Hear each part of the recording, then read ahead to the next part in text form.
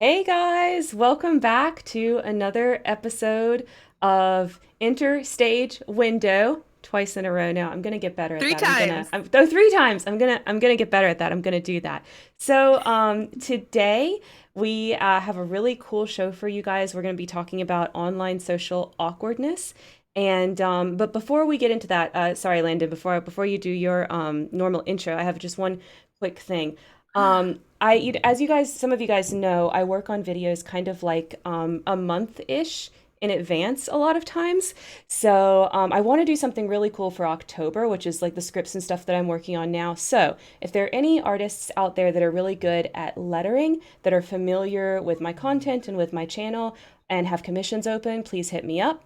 I don't know for sure if this is going to happen, so y'all don't get too excited, but I'm interested in doing something cool for October. So if that description fits you, comment down below, email me, get me on Discord, something like that. Okay, that being said, let's get started. Let's get started today. What do we tell us about what we're talking about today, Landon? Let's do intros.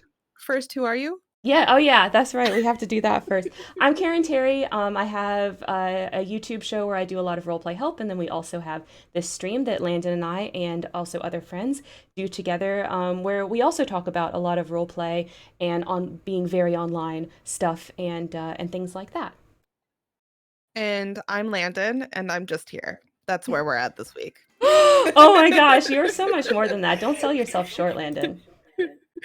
Oh, well, thank you. For right now, I'm just here. But for this week, we do have a really interesting week ahead of us. We're going to be navigating social awkwardness online and the relationships that you make, and how that kind of looks like for different people. And we're going to discuss the different forms it takes, as well as the perspective, in hopes to help people who feel that social awkwardness not be so socially awkward with partners and groups. Hmm. And we have a special guest to help us with this, which is Miss Sasha. Sasha, say hi to the people. Hello, people.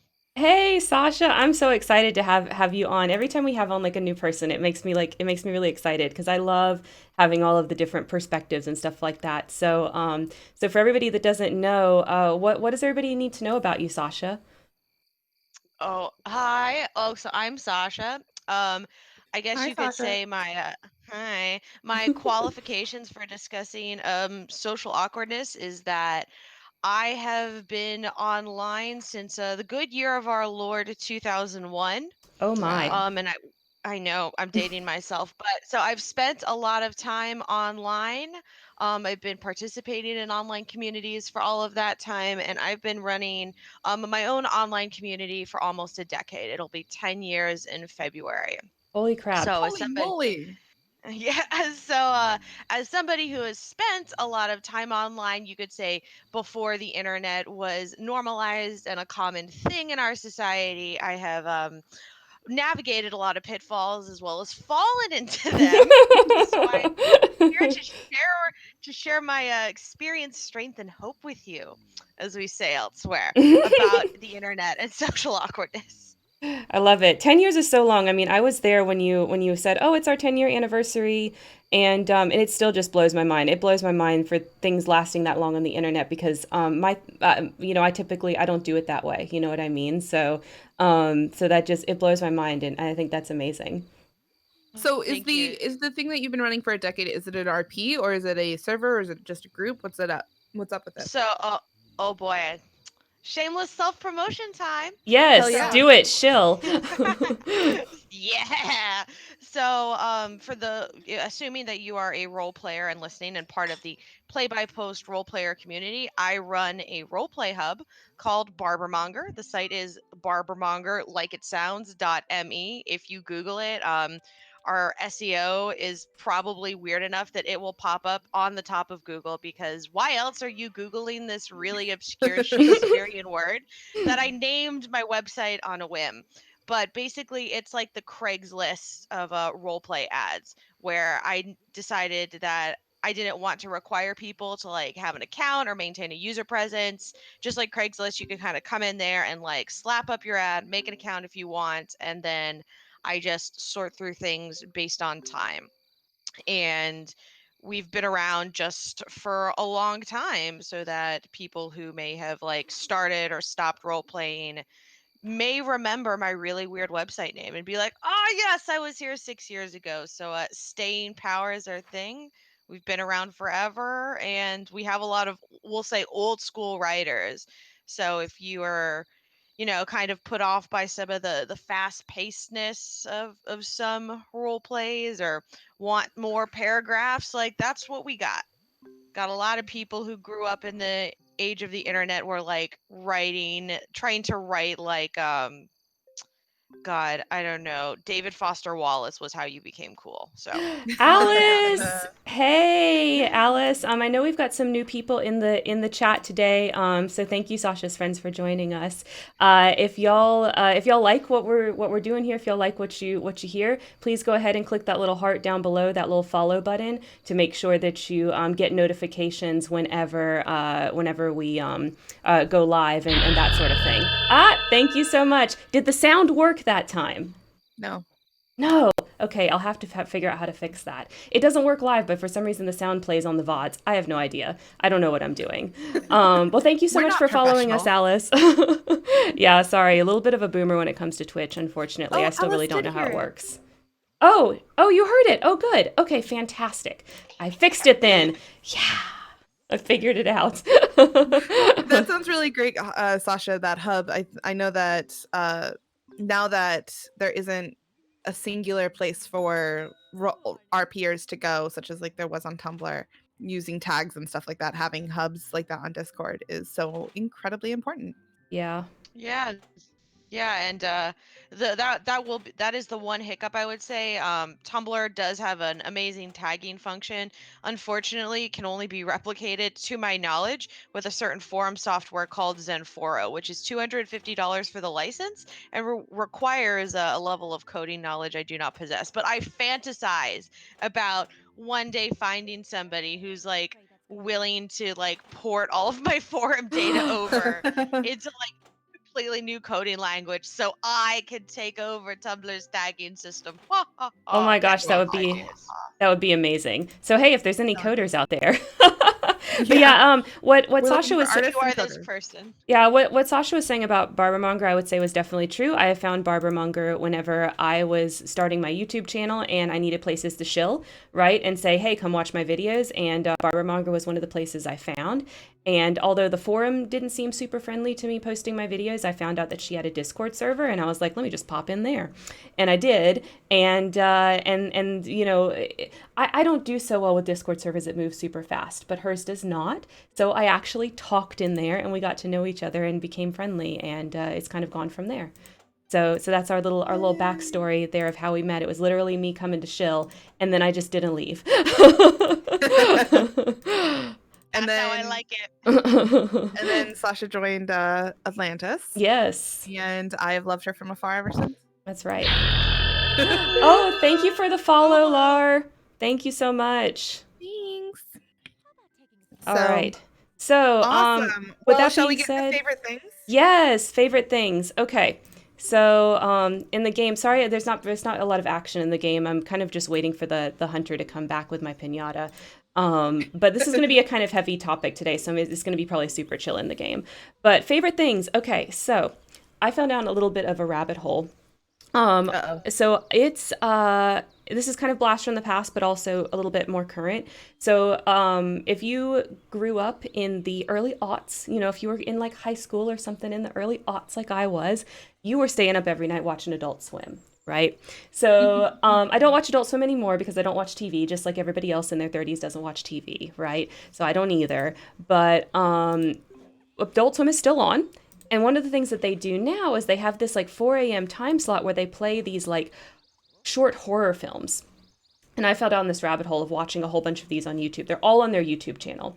But the one that really got me is called This House Has People in It. And if you like horror, I highly recommend going and watching this short film and visiting the website that's advertised in there and falling down the rabbit hole like I did. It is an excellent piece of work. This House Has People in It is one of the creepiest, scariest things that I have seen in a long time. And my husband is a huge horror fan, so I watch a lot of horror. Most of it's awful. But this is really freaking good. And it's what it's all about, and what really got me, and why I think it's kind of even a little bit applicable to what we're talking about today, is that it's really all about perception and communication. Because the horror in this short and in the series of videos that's also on the website that is advertised, is it's all about not paying attention and like talking past each other and things like that. And it takes those themes and like makes them absolutely like horrific. So if that sounds interesting to you, This House Has People in It on Adult Swim's YouTube channel. Spend some time with that. You can waste some hours if you watch the short and then go to the website. I really appreciate that name. That's like such a you said the name and I was like, "Oh, that sounds interesting." It's This house very, has people in it? Is it yes. supposed to? I mean, so I don't want to explain too much because it's going to detract from the horror, right? But there's Yeah. absolutely a reason that it's named that. And Ooh. and yeah, so there's videos also dissecting it. So if you watch it and you're like, I don't get it, don't worry. There's videos for that too. Just put in This House Has People in It on the YouTube search and you'll find like This House Has People in It explained and stuff like that. So Oh my God, if it goes over your head, don't worry. There's resources for that too. And it's so good. It's so good. that reminds me of like the Black Mirror episodes and stuff like that. They also have the dissecting of Black Mm, Mirror episodes. So mm-hmm. I appreciate YouTubers who do that. Me too. Yeah. Go for it, Sasha. I heard your voice there. Or I Oh, thought I did did. you? I thought I did. Do you It have a was Viva favorite? Man. Oh, do you have a favorite thing? Oh God. Favorite thing. Right now, I have so many favorite things. I'll tell you too. I love my matcha latte from Starbucks. Let me Mm. shill for Ooh. that. Mm. Matcha is amazing. It Mm-hmm. has slower caffeine absorption, which prevents you from having a horrific caffeine crash. Consume responsibly. And then I'm reading a really interesting book right now called The Art of Cruelty by Maggie Nelson. Ooh. Um, Oh. Alice has heard me whine about it, but it's from 2011, and I think you guys would find it really interesting because she talks about the portrayal of cruelty in art and like performance art that like almost invites cruelty by the viewer or like puts the burden of witnessing cruelty on the viewer and Oh. like like what does it mean, like is it cruelty if someone like invites mistreatment upon themselves, like she uses like a reality TV show as an example, like where somebody is like put in a box and filled with rats, and it's like, oh well, is it no longer cruel because this Because person asked for it, or like are oh. we party to the cruelty because we are watching it, like like different questions about that. And she talks about she makes like a book burning joke in there where she asks that question, like does media influence you to commit violence, and she doesn't even give you an answer. She's just like, can you truly say that media has no influence, like, or and like can you truly say that it's like a good idea to like go burn books or demand that art be moral? So it's great Complicated. because it just yells at me and then doesn't give me answers to anything. It's like, just be uncomfortable, and I'm like, thanks book, So appreciate you. also a work of horror. Yeah, yeah, that's what I like to do. I just like to find things that make my brain scream. I love that. I love that. Oh my gosh. Make your brain scream. Yeah, that's Yep. good. It's good to do that sometimes, I think. I think it's healthy to sometimes have that catharsis, right? And those Do kind you of mean patterns all of the thought. time? No, I mean sometimes, but I mean if that's your jam, I'm not going to stop you. You can't. You can't. Well, so Landon, what's your favorite thing this week? I know that obviously your week has not been good as you alluded to, but do you have something for us? It's not that it's not been bad. I mean, it's just I think that this is just the mood that I'm going to be in for the next, until quarantine happens again. I understand. Um no, so my favorite thing is going to be a favorite thing that I'll probably mention several times, but for Okay. different reasons. And that is good friends. Because Oh. this particular I know, so sentimental. Yay. Yay. The reason why is that this week I had a particularly nasty encounter with a neighbor. Oh. And uh it just filled me with much rage, and I am not usually easily raged, but when I get overwhelmed enough and you catch me early in the morning, then it's just nothing but petty from here on out. Mm-hmm. And I then like shouted out to all of my friends on all different like platforms. I know I did it in, the RP. I definitely Mm-hmm. did it in a few group chats that I was just like, how shall I take revenge? And then not a single person sat there and was like, maybe they were having a bad day too, Landon. Maybe you should think about their point of view. They were all just like, here are suggestions. Well, I don't know. I don't know how your other friends took it in other areas, but I mean, maybe because I've known you for so long. But I knew you weren't going to do shit. Like, come on. It was Wow. you were just role playing. You were just LARPing, right? Like, so if I actually thought you were going to do something, I probably would have said that. But there was no chance. Well, hey now. I called the landlord on them, so that was satisfying Well, enough. that But that makes sense, right? Like that makes sense. no, I mean, if I'm angry enough, I can get really petty, but most people are just like, let's let her live out her revenge fantasy. Go ahead. Well, so for those that don't know, essentially what happened is Landon didn't park as well as she could have, and then the Yes. two people on the either side of her did an even worse job. And so she Yes. woke up to a nasty note, passive aggressive note on her car. And those always work to make people improve their parking. I mean, let's be So honest, there was nothing passive aggressive about it. The Oh, foul language in itself was aggressive. well, that's true. She dropped an F-bomb in this note. It was like, what? Twice. That's super It was excessive. it was a 7-word note, and there were 2 F-bombs. Excessive. Wow. Uncalled So- for. It really was. And then I was just like, it's 7:30 in the morning. We really want to play this game? Okay, let's go. I mean, she did, clearly. Apparently. Oh my gosh. But I appreciated that every single one of my friends was just like, here's how to vandalize a car. Stickers. Stickers. I liked the cheese They're idea. great. I liked the cheese They're idea. irritating yet impermanent. Cheese is gross. Cheese is like Yeah, that's why I melty and like then it. gets sticky. Yeah, but the thing is you want to cause impermanent irritation. Well, that's That's true. true. You walk the line between being completely harmless and thus like impotent and then like actually malicious. And stickers are you can get them off, but it wastes your time, which is Oh, great. Yes. I see yes. the So like logic. cheese, like I'm not sure you Ooh. can actually get all the cheese off, and therefore it kind of verges into malicious. But I know you can get stickers off with Windex. It's just gonna like It takes for freaking you're ever. either gonna have to like you're gonna have to look at like some like fucking frog stickers around your door handle for like weeks because like you just can't get it up to get them off. Or like you're gonna have to like take 20 minutes out of your day to like sit there and like pick them off with your nail. Oh my Which is the god. kind of message I want to send. That is true. I want to be if you think that you inconvenienced me by putting me in this like angry mood. So I want to inconvenience you tenfold. By the way, guys, this is Yeah. all role playing. This is just This is- pretend. We're not putting Yeah, don't stickers on actually vandalize anyone's neighbors' car. cars. Please don't actually do Or the- these annoying things or destructive things to people's cars, no matter how mean they are to you. You will get in Yes, trouble. no. Um, Let's not do Yes. also, hey, Lunar. So I am happy to have you totally again not here. From experience. Yeah. I'm not speaking from experience. This is purely theoretical, and I never once course. did this as a teenager outside of Chuck E. Cheese. Yeah, exactly. I swear. Oh my god. Karen is just reminding us that this should only happen in fiction, but if you feel like doing it in person, then imagining it sometimes helps. Yeah. But like we're at this, what's the Twitch meme? Like in Minecraft, right? Like we're not actually doing this. This is in Minecraft.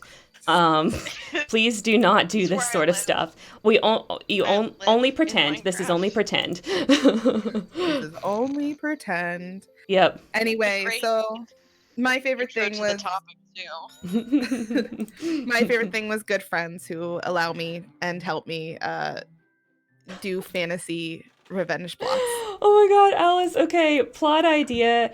Car driver ship with sticker vandal. I love it. Okay, I love it. Like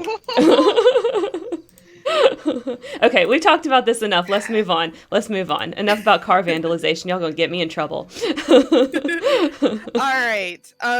Shall we dive right in then? Yeah, can you introduce the topic and kind of set us up for what we're gonna go over first with this?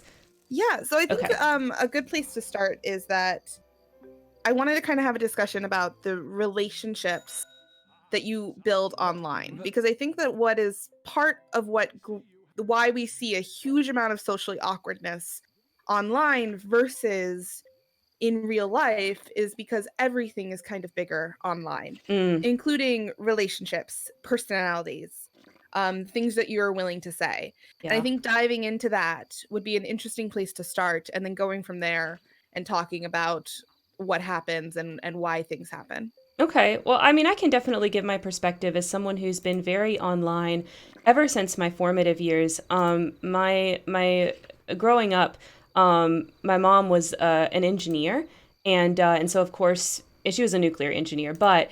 Anybody that worked in engineering, like they adopted computers very, very early on. So once personal computers started being available, we got one. Like we got one because she was so knowledgeable about that sort of stuff. And then when the internet came out, for the exact same reasons, we hooked up to our local internet service provider, right? Because she was very knowledgeable about it, and she knew it was going to be like a big deal, right? So I was on the Mhm. internet very, very early in my life. And not everybody that's my age, I'm in my early 30s, by the way, had internet as a child. Maybe they got internet when they were teenagers or something like that. But like I literally had it when I was a child. So I grew up on the internet. And something that's very unique about the internet it's changed a lot, but something that's unique about the internet, I think, is that you can come on there and people have no idea about your identity. Right? Whereas whenever it's in real life, like you meet me and you instantly know, like, oh, this person is a woman and they're white and they're from America because they have this accent or whatever, right? But online, nothing. You know nothing. So it makes forming relationships very different because the relationship is all about what piece of information you choose to volunteer. So that's my like very high level take on that. And I Yeah. want to say welcome, Ivory. I'm so glad that you've joined us. Haven't seen you in the chat here before, but I do know you from Discord, and you're really cool. So thank you for joining us today. I think that it's really interesting that that's what you said. I think is incredibly accurate, because even where or what brings you to a certain place, like if you meet outside of a church, then that gives you context to that person. Yep. Whereas on the internet, you could literally end up anywhere at any time for any reason, and there is no context even there, so it is completely blank, completely unknown. Yep. And for me, I feel like because you're getting these little bits of information, how at least I've formed relationships online is that it feels faster than in person. Mm. Um, because it's like these little clues and hints and being like, oh, you're letting me in, and you're talking to me about these things and this thing. And it's like suddenly because of that, information sharing is so important in the beginning. It Mm-hmm. feels like it's like, oh, this is feeling faster than necessarily information I would share in person with somebody. Right. Right. Yeah. Sasha, what's your take on kind of like the overall like high level of this question? Well, I related to a lot of what you said. Early adoption of the internet. I know I'm like a couple years younger than you, but my dad, not an engineer, also just saw the future of computers and had one in our house really early. There is this picture of me as a child. I have to be like 8 or 9.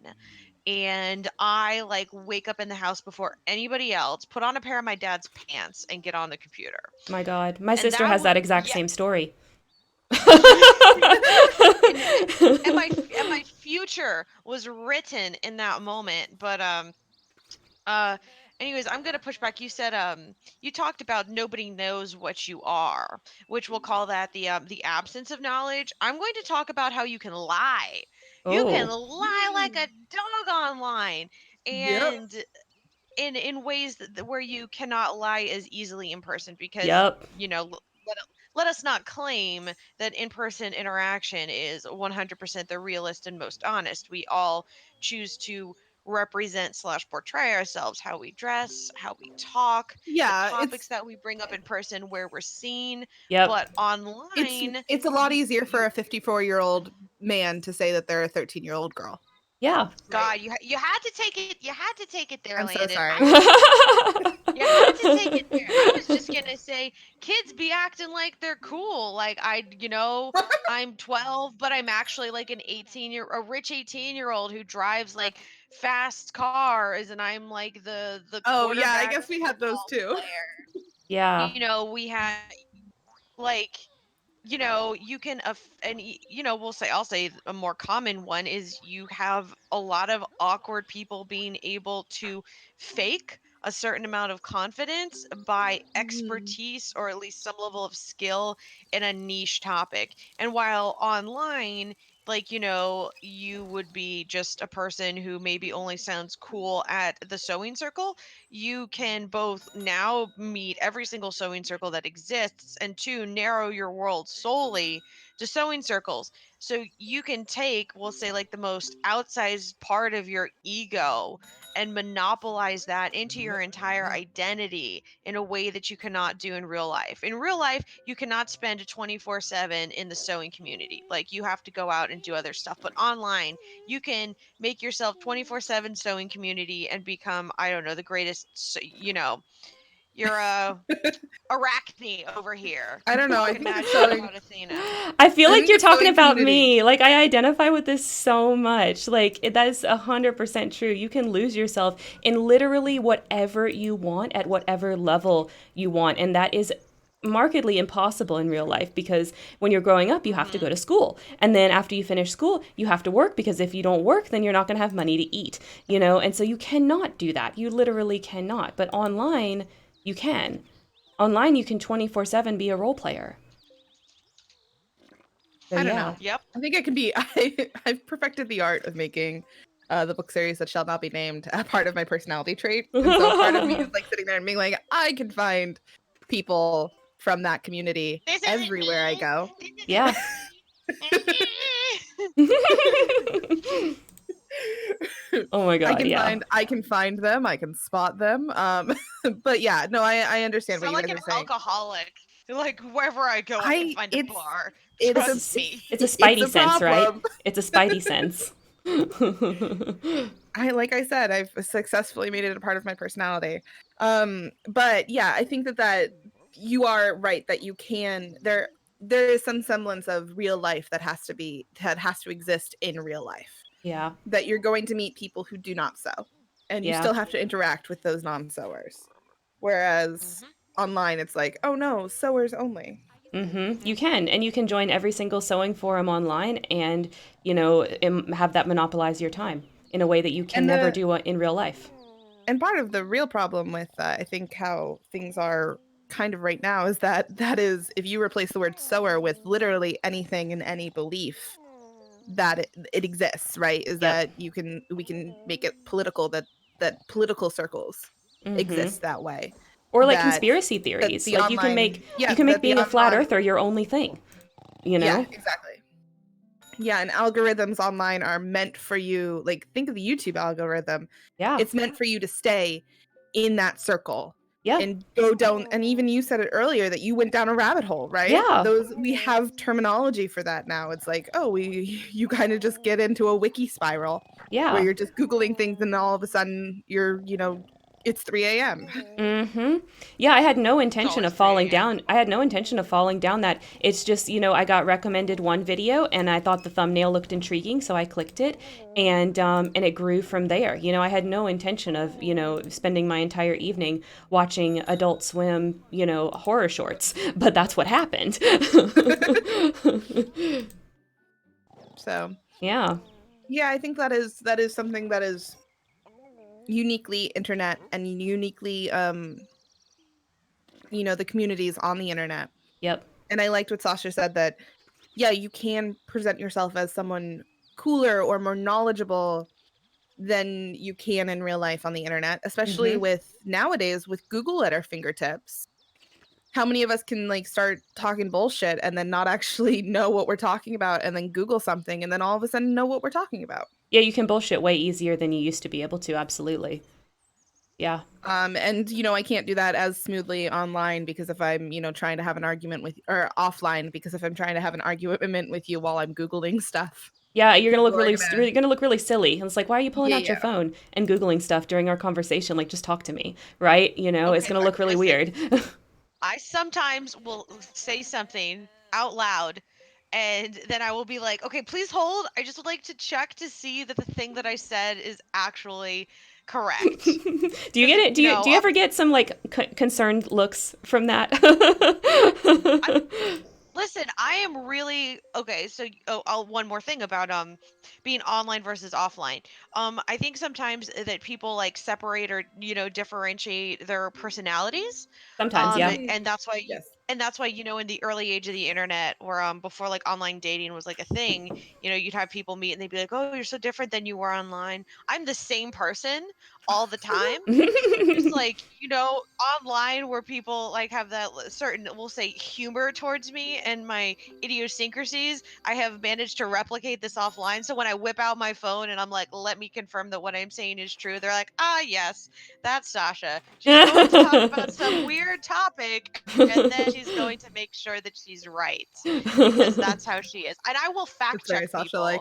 in It's so Sasha conversation. like. Like someone will say something and and then I just like come around the corner. I'm like, well, actually, and they're Oh my like, god. That is so Sasha. That is the most Sasha thing in the world. Well, but I'm having a physical reaction to this image you painted in my mind, Sasha. I just need you to But know that. I think that that's a good. I think that that is a good thing, but I also think it's a very rare thing. Yeah. I think it took me a very, very long time to be the person online as I am in real life. And at times I'm still not. I think also because humor is hard to translate online, and I'm Mhm. hilarious, and everyone should laugh at me, and they don't as much as I wish. I think you're Um, funny, Landon. Don't Thanks, sell I yourself appreciate short. I laugh. it. At So, me, And it's thank fine. I and wanna just thank you read. for laughing at my awkward jokes too, Landon, because I can remember at least like one distinct time where like a joke didn't land and you were just like, okay, and I was like, oh. Oh my god, I hope they haven't like mortified myself in front of Karen's friend. Oh my god, now she realizes I'm a loser.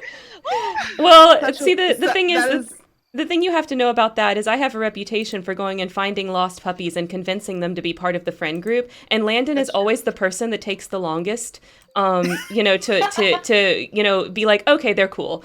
So that's all that was. And that's not just you. That's our dynamic. We've done that to like probably like 4 or 5 people now. Yeah, I'm definitely. I will own that. I'm definitely But I do the it to cool you. one. I do it to you, and then I keep being surprised that this happens over and over again. Like I need to just chill out. Like we're good. Like we don't need to do this, but I keep doing it. It's fine. We Puppies love that it. need saving on the internet. Oh my god. Yeah. And they're usually Ivory. the socially awkward ones. So Rose had a good comment Hey. that I want to read out before we kind of miss it and move on. Googling during arguments is a mood. I wish there was a socially acceptable way to do it smoothly in real life. Yeah, I mean, I definitely agree because I mean, there's plenty of times that I'll do a quick Google search online and it's no big deal because no one knows I'm doing it, right? But that's not true in real life. So I tend to in real life not hop in with the well actuallys, whereas I'm way more likely to do that online because I can see the conversation going on and I can be like, and I can go Google that real quick and then I can hop in with my, hey, actually guys, but in real life, like if I'm sitting there listening and I like whip out my phone and start Googling, people are going to be like, she's not listening anymore, So it's not the same, right? Like it's not the same. And I'm totally the opposite. Because I will inject myself more likely in a conversation online or offline than online because I do not think through the amount of emotional energy it's going to take me to prove this point. Oh But when I'm no. typing Why it would out, I do that? when I'm typing it out, I'm like halfway through a response and I'm just like, this is going to turn into a thing and it's not worth it. Oh, so it gives you a chance, it gives you a moment to think about like if you're actually doing what you want to do. Whereas Yeah. in real life it's like, oops, too late, it's out my mouth. I just said the thing and now I got to back it up. Yeah. And because people are going to ask me Bang, questions bang, about it, and bang. now I'm in this conversation that's going to last like 20 minutes and be super annoying. I really didn't want to have this conversation today, but here we are. It's too Yeah, late. that's Too late. literally my life. It's too funny. It's too funny. I'm sure that's relatable to a lot of people. I think it's just But because I'm a little bit of a quieter person in real life, so it doesn't. I don't end up in that That's probably situation. Yeah, it's easier to talk online for me anyway. It's easier to talk online, and I think it's partly because I can take some time to really think about my words. Whereas in real life, I'm thinking about what I want to say. I'm thinking about what I want to say. Oh, the conversation's moved on. Never mind. I also, to kind of get back to the point of argue like socially acceptable ways and why it's not. Hmm. I think because of how we, at least in America, look at education as well as like intelligence, Oh, bringing it and back to you are just education. always Yeah. you are just expected to know things, Oh right? yeah. You are expected to be, if you are going to speak on something, you are expected to be an expert, and we treat people like they are experts if they talk about something, Yep. which is so incredibly inaccurate, especially with the misinformation that's being spread constantly Mhm. now Mhm. because of the internet. Yep. But I think that that's a huge part of it, is that like it's almost like it's almost like admitting weakness if you Yeah. open up your phone and look and Google something, because that's admitting that you are not an expert on this thing that you are talking about. Yeah. And therefore it's like you've lost almost a step in the argument, which I think Mhm. is so not how it should be. Yeah. I wish people were willing to accept and readily wanting to search for information that is factual, but people don't care about facts, they care about being right. That's true. They care about their feelings. That's right. My People care about feelings, fifis. not facts. Yep. And it feels good to be right. It sucks to be wrong. So, yep, Yep. absolutely. And now, of Listen, course, but with the secret to that is you just have to learn how to pivot really fast. Let me recommend that to the audience. Do you hate being wrong? I have great news. All Pivot. you have to do is change your mind. oh You my get god, owned, adopt the opinion that owned you. Problem solved. Be like, well, shit, you were right. Let's move on. never, never. That's admitting defeat. I'm sorry. See, I'm part of the problem. That's part of the problem. Gross. No, listen, you admit it's like, you admit defeat to absorb their powers. Like, I I've will eat absorbed your so brains many and people's gain your powers. knowledge. It's like All that, right. right? I think we've gone a little off track. Oh, we So have. Sorry. it was a wonderful tangent, and I loved it, and I think it was useful and nice. But let us get back to um, who we are online and ourselves versus how others perceive us, because I think Yeah. that that's also something that's very important to socially awkwardness, is that we are worried about what other people are going to think of us, and therefore a lot of the times we have to make up for that, whatever we feel is lacking. Yeah, I think that's true. I mean, I spend a lot of time thinking about, how I'm perceived online. And although now that makes a lot more sense since I have a YouTube channel and things like that, like that was always the case. Like it was always the case even before that, right? So like for example, I'll give an example that's kind of recent. Something that happens to me over and over and over again is I attract I mean, I attract a lot of people, but I attract particularly aggressive people sometimes. And I've been thinking a lot about this. I mean, it's not actually in relation to Sasha, but Just know that if we were, sorry to cut you off, but just know that if we were in person around the same table, we would all look at Sasha at that moment, just so you guys know. True. So I think about this, and I think what ends up happening to me is like I'm very, very passionate, right? Like I'm very passionate and very confident, and this comes back to bite me quite often. God dang it, this one's hard maze. It comes back to bite me quite often, and I think that my passion a lot of times gets mistaken for aggression. So I spend a lot of time thinking about like how can I say this without like hurting people's feelings, even though like I feel really strongly about it, you know. So that's something that I think is still like plaguing me. Like I still spend like so much energy thinking about like, okay, how do I say this? What do I want to say? Because how are people going to take it? You know, how are people going to take it? I don't just say what I mean a lot of times. Like I spend a lot of time thinking about how I'm going to say things to make sure that my message comes across exactly the way I want it to. And I'm not sure that's like necessarily a good thing. It's something I'm doing and it's been beneficial in a lot of ways, but I'm not necessarily subscribed to that being always a good thing. You know what I mean? Yeah. And I think online it's a lot easier to do because a lot of my speech is curated. Like this stream is pretty much my only online speech that is not heavily curated. Everything else, I have a chance to type it out and read it back to myself before I hit enter. I have a chance to record a video and go edit it and change things in editing and re-record things if I want to, you know? And write the Whereas scripts. yeah, You yeah. have scripts a lot of time, right? Absolutely. I absolutely have scripts for all of my videos. At least at minimum I have like a bullet point outline, right? So, you know, and that's very different than real life. Like, I don't spend nearly as much time thinking about how I'm going to be perceived in real life because I just am not, I don't have those tools. I don't have those tools available. Whereas online, I spend a lot of time thinking about it. So that's something different that I notice within myself. Yeah. I I fall under the unfortunate the unfortunate human emotion of wanting to be liked. And not Gross. and also understanding that I can be both very polarizing and also misunderstood, Hmm. especially online. And so the thing that I used to especially fall into is like, oh my God, how does everybody else feel about me? And because you don't have things like, facial expressions Mm. and tone of voice and all of those things that come in with communication, I can have my anxiety is just like, whoa, how are they saying that? It could be, oh my God, we hate you, but it also could be like, oh my God, you're the best thing in the world. And you So, don't get to know. You don't get to yeah, know if they and don't decide to share that information. exactly. And when I was younger, I was petrified by this like idea of, oh, this person that I really like online might hate me. Mm. And it ruled a lot of the interactions and still does to some extent because I'm human, how I interact and communicate with people online, Hmm. which is, unfortunate. Yeah. Yeah, But but I think Sasha, that's normal. I think that's normal. I think that's oh common. And I'm yeah, sure as we kind of progress through this conversation, we're going to get to some of the effects of that. But yeah, absolutely. that's super normal, I think. Sasha, are there any ways that you are different? I know you said that you are basically the same person online and in person, but is there anything that you can think of that you're like, I'm a little bit more, free, like run my mouth or willing to share things online or not willing to share things online? So two things. One, here's an easy one. You can hear my voice right now, right? Yeah. And you both of you have seen how I type. I'm usually very, very direct, forceful. I can be kind of teasing, but I tend to it's gonna sound snobby. I'm sorry. I tend to use a lot of big words, True. and or I like long, complex sentences.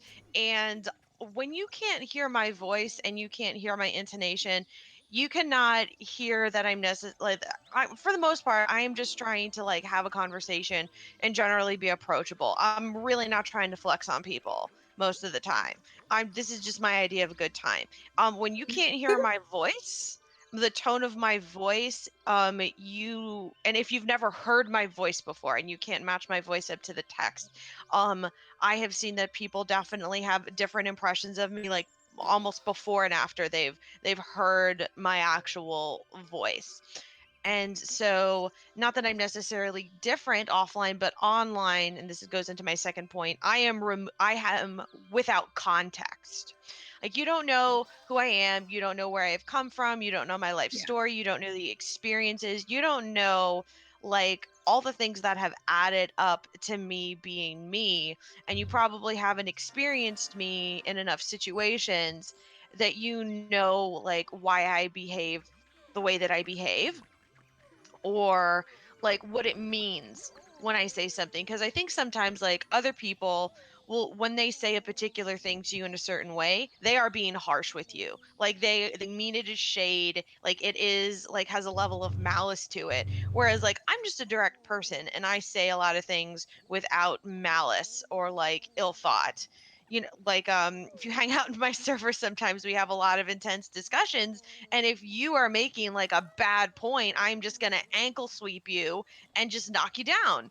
Not because I'm trying to like flatten you, but just because I'm just like, no, no. bad points, you are kicked off the debate squad until you redo your outline. And again, if you haven't heard my voice or know about me in the context of me as a person, you will totally perceive me in a different way. And Landon, what you said on being misunderstood. Oh God, like I have had some experiences in being misunderstood. And this year, I had a conversation with like an in-person acquaintance, and she said that one of her like cousins or aunts or something said to her, "You were not put on this earth to be understood." And Oh, I was I like, love that. oh yeah, did it hurt? Because it hurt when I heard it. Oh, that was a direct attack. Goody.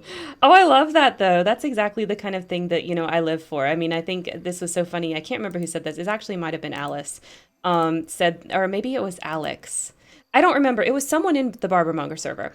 And it was like we were talking about scent sonas, which is just it was a whole thing. It was really funny. But anyway, they had said mine was kettle corn, right? And it's like salty and sweet. And I can see that. That fits. yeah, so I to me like that statement was like, oh, like it got at my core of like that's exactly the kind of thing I want to be communicating when I communicate, like something that's true, and it impacts you and it makes you feel something, so that you're able to act on it, but it's not like so arresting that that you are completely rejecting it. And I don't know, that just like hit that note, and I just really liked it. So whoever of your friend that said that, genius. I might I steal think it it. was Lar, and Lar did ask or Lantern Rose did ask a question. Would Oh, you say Yes, that I wanted to get to that. would you say that wanting to be accepted by the group can help some people act in more quote socially acceptable ways, unquote? A sort of um, positive peer pressure to behave themselves. I think we're going to dive into this conversation a little bit later, but my short answer, at least, is yes and no, depending on the person. yeah, I think it really depends. It depends on the what environment you've cultivated and what types of behavior you're encouraging, and who is coming into that space and reacting to what you've set up. Um, I, I so think what yeah, Lar just said. Sorry, I think what Lar just said is I think it can make people act in worse ways sometimes too, yeah, which I think is 100% true. absolutely, absolutely. But yeah, I do want to try to get to that, for sure. Yeah, we will. Okay. I just also would like to shout out that because there are people from the Discord, Barbamonger Discord here, that if you want to give me a Sensona, I would love that. Thank you. That was, They will be careful. They will meditate on this for you, and they will give you an answer. give it to me. For the record, I should say that even though I run this community, an aspect of it is it's very non-hierarchical, which is my nice way of saying that everyone dunks on me like all the time. Good. They should. They just you deserve it in the best and worst ways. Are you really friends if you can't drag each other? That's my question. No, you're No, not. you're not. If you can't drag each Um, other, you're not really friends yet. You need more time to cook that friendship. It's just not my kind of friendship. Yeah. Nope. But I really appreciate that I sorry, I'm still stuck on the kettle corn. It's just so perfect. Yeah, I really liked it too, and that's why I wanted to share it here, at some point, because I just thought it was so great, and that comment really that comment hit it so good. Yeah. But yeah. By the way, they decided to mow the lawn. The boys decided to mow the lawn. So I don't know if y'all can. I hope y'all can't hear the lawnmower going. I cannot hear it on Good. my end. Me Oh, either. good. But you know what? Life happens around us, whether we like it or not. I have a cat who keeps wanting to sit on the keyboard, so I'm sure you'll hear him too. Okay, so what's All our let's move forward. Like, what's our next question in our topic? I think. So kind of talking about the relationships and how they develop online, Hmm. I think is important too, and it kind of goes into the like if the culture of something Hmm. is more quiet and subdued, will people blend into that? Also, how do you connect interpersonal relationships with people that you don't have the context that you do have in real life? Yeah. How do those relationships develop? How do they grow? And how is that important within the RP community? So I would say that, for me, I have to take more effort to develop that relationship online than what happens in real life, right? Like, you have to take time, I think, to talk out of character to your role play partners. It's not something that just happens, right? You have to put forth the effort, and so does your partner to some extent. Like, y'all have to both decide that you also want to be friends. And I think different people have different levels of what they're interested in as far as, being friends as opposed to just getting on and writing. And those differences can play out in some conflicting ways, and in a lot of ways, and I talk about this a lot on my channel. In a lot of ways, I really believe that those social and out of character connections and being compatible in those ways means a lot more sometimes than being compatible in creative writing ways. I think if you're not compatible in what you're looking for out of character, that it's hard sometimes to get any sort of compatibility to happen in writing. So that's kind of like my take on that and how it applies to role play. I think you have to Yeah. be a little bit deliberate, and I think that the compatibility there is really critical to making a role play work. Yeah, I agree that compatibility is incredibly important. I personally don't want to RP with people I'm not friends with. Or at least friendly with. Right. Because if I don't personally enjoy having this relationship, I can guarantee you that my characters won't. But that's just how I RP. And I also, I don't really do one-on-ones. I'm very much more of a group RPer. Mm-hmm. So that plays into it for me. For me, how I build relationships online, I think because the majority of my relationships were online for most of my adolescence, because I either, was switching high schools, or I didn't have much of a ability to have a community outside of the internet Mm-hmm. in my late teens, early 20s, that I build relationships. Thank you, Kat.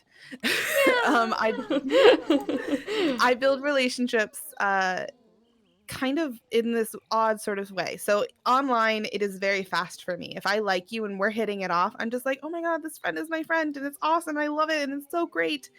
And And I that's kind of probably why fall we're into that friends. That's probably why we're friends, because you 100%. instantly put forth effort, and I saw that, and I was like, Yes. okay, sure. And I've put forth that effort, and I also fall very, very quickly. And so I fall into that, like, oh my God, I hope they like me as much as I like them. They're really important to me. They're my friend, blah, blah, blah, blah. But then there's like this level that then it gets really hard to get past.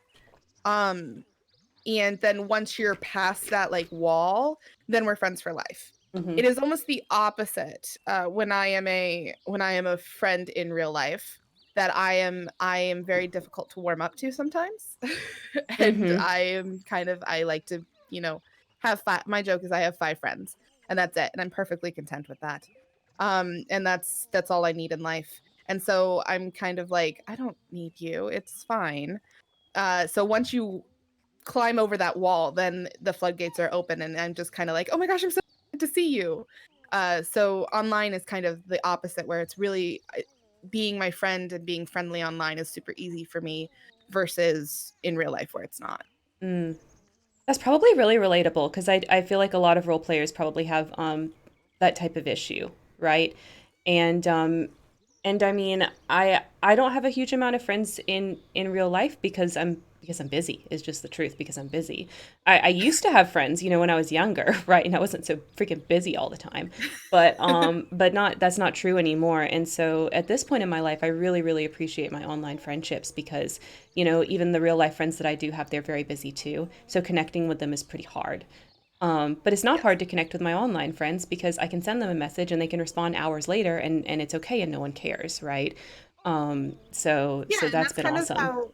that's kind of how the friendship always was. So it doesn't feel like a step back. Sometimes it feels Hmm. like, if a relationship is in person and you're seeing them once a week and everything like that, and then it steps back into an online sort of Facebook relationship, Yep. it feels like a demotion. Like that Yeah. relationship has been Hmm. demoted. Yeah, it Whereas if it does. always existed online, it can do nothing but grow, Yeah. because you can't demote from being online, right? Mm-hmm. It's here and this is where it's sticking. Mm-hmm. And you can grow it to the point where it's like, hey, let's meet up in person and hang out once, but also recognizing that, you know, I'm in Maine and you're in South Carolina, and Naomi's in London. Yeah. So like, if it ever happens, that's great. Yeah. You're in North Carolina. I lied to you. I'm No, I'm sorry. in South Carolina. You were right the first time. Oh, God damn it. You were right the first time. Womp Bad womp friend. womp. Bad friend. Demoted. Terrible person. See Cut what I was off. saying? I'm just terrible. It's okay. You by the way, you can go down. You can dig a hole. You can start at the bottom and dig. You that is true. Take it from me. I have done it. All Yeah. right. So So, how Sasha, do you I've heard your take on this kind of stuff before, and I know you have a very different one, but I think it's equally relatable to a lot of role players because this is something that I think we're going to see. I feel like when it comes to like, because our hobby is so much about like coming online and pretending to be someone else, and there's a lot of disassociation with that, we tend to be very Oh hell polarizing yeah. when it comes to that's social true. issues. Like, people tend to be like over here being totally passive or over here being like horrible godmodders, right? So I feel like you kind of have the opposite story. So if you could share that with us. Okay, yeah. So, I feel like I am the weird one in this case. And so I have multiple online friends that are here with us today. One of them's and people have known me for over a decade online that I have met in person multiple times. Like I've flown across the country to meet them. So I'm not somebody that doesn't make online friends, but they can all tell you that I was very very guarded online. I had a history of being extremely guarded. I did not want to talk to you out of character. Like I didn't want you to know anything about my life. I didn't want to know about your life. Yeah, what? Yeah, Alice, you're not my friend. That's right. I hate you, Alice. I'm coming to your house and I'm stealing your blanket. Wow, Um, that's yeah, aggressive. Not yeah, her no, not her blanket. no, she knows the one. So, Oh my God. it was She so, knows the one. so it was, I kind of struggled in this aspect in role playing because people would write with me and then they would want to talk to me and I was just like, "Are you here to post?" Okay, you're not. Like I don't have anything to say to you. And Ah, crushed. it was not yeah, and it was not until I actually ended up talking to somebody that I long distance dated because of role playing that I actually even somewhat came out of my shell. But I can tell you just a couple of years ago actually, maybe it was like a year or 2 years ago, I started role playing with this person that I had met on Barbermonger on my website and she was like trying to chat me up out of character and I was like because like a lot of times role plays flake is I think Yeah. something that we should mention. Like you start something with somebody and they bail on you. So I think of this as is I don't want to over invest on a first date or a second date or a third date. Like I don't know where this is going to go between us. I don't know how this is going to last. I kind of want to get to know you before we quote make things official, so to speak, and I can be very slow moving with that. But the funny story is that we made a thread on Barbermonger discussing things that annoyed us, and I specifically posted that I hate people getting really super chummy with me, and she came into my DMs and was like, "Is this Ah. about me?" And I was Oh like, my "No!" God. Oh, it was more I was mortified because I actually did have stuff in common with this person and I actually did like her. It's just, like I said, I'm like, "Oh, we're like 5 posts in, buddy. I don't know how this is going to go." So we are still writing. Like we are still friends, but oh my god, awkward moment. But yeah, no, I can for me like I said that first date vibe and people wanting to get like super buddy buddy with you, or let me take it a step further, people are not here for the role playing first. They're here for the social interaction first, and the role playing is just a means to an end. Whereas for me, the role playing and the writing has always been the end. And it is only people who have usually like committed to writing with me or have been in community with me for a long time that I have bonded with them. And so like I do have friends for life, but definitely like when I go places or like meet new people, I'm kind of like, I don't know. I don't know if we're going to be friends. I don't want to, I don't want to oversell you either. Like, haha, look, we're buddies. Oh, look at that. You only post like once a month. Bye-bye. It sounds to me almost like because ghosting and those sorts of behaviors are so common in roleplay, which like they are, like they're super, super common. Like it's just Mhm. easier to wait. It's easier to wait and be friends Strategic to later. wait. Yeah, like it's like a strategy. It's like a defense mechanism to make sure that you're not wasting your time. Yeah, I do not like to waste my time. And also, like I said, I think sometimes, okay, this is kind of a tangent, but something that happens is there's different styles of role playing. I'm sure you've talked about this, or maybe we'll say different emphases. So there are people who emphasize more of the world building or character creation aspect, or head canoning. So there are Mm-hmm. people who will kind of sit and like out of character, like build scenarios or create characters or like world build together, and that is their form of bonding. And I would say that's almost more related. Look at that smile, look at that face. That's more like, I did I see you? Do you feel I seen? Are you yeah. valid? But No. that is I'm also smiling that is just a more of little. a I'm form. also smiling a little bit just as you're telling this thing that I find so relatable at the same time that the people in the chat are talking about how the flying pigs, the pig shees, they limp a little bit. That's because they're deformed, because their pigs aren't supposed to fly. And so I don't know, like my brain was like putting all that together, and it was just very, very amusing. That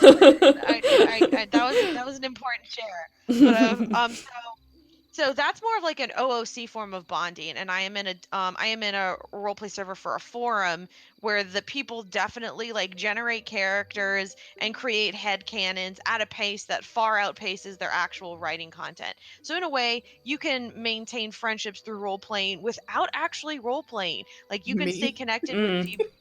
You can stay connected with people just based on the OOC content That that was you big on generate. Tumblr. That was big people doing that Where on Tumblr. Yeah, well, guess what? I hate that shit. Where are my posts? Where are they? Give them to me. So, like, people who are not actually generating the in-character writing are for me, I'm just like, this is all theoretical. It's If it's not written, it's not canon. Where is it? And so, like, that Writing is means that, hard. Wah, yeah, wah, I know wah. it is, honey. I know. I'm sorry. But like for me, like the writing relationship has to, like the in character writing content generation has to be established. So that means that I do tend to mostly bond with people who have that kind of consistent output. And then when people like I've had cases where I can kind of tell that people are like interested in having like a chat with me about headcanons, and I'll go so far and then I'll kind of stop because I'll be like, okay, but how much of that is actually going to happen? Mm-hmm. So What do you that is a what do you mean you actually want to do this hobby that you signed up for? that's I don't right. I don't understand. You actually want to do it? What? Listen, What? we always knew I was a weirdo, okay? My mind is We always blown. knew.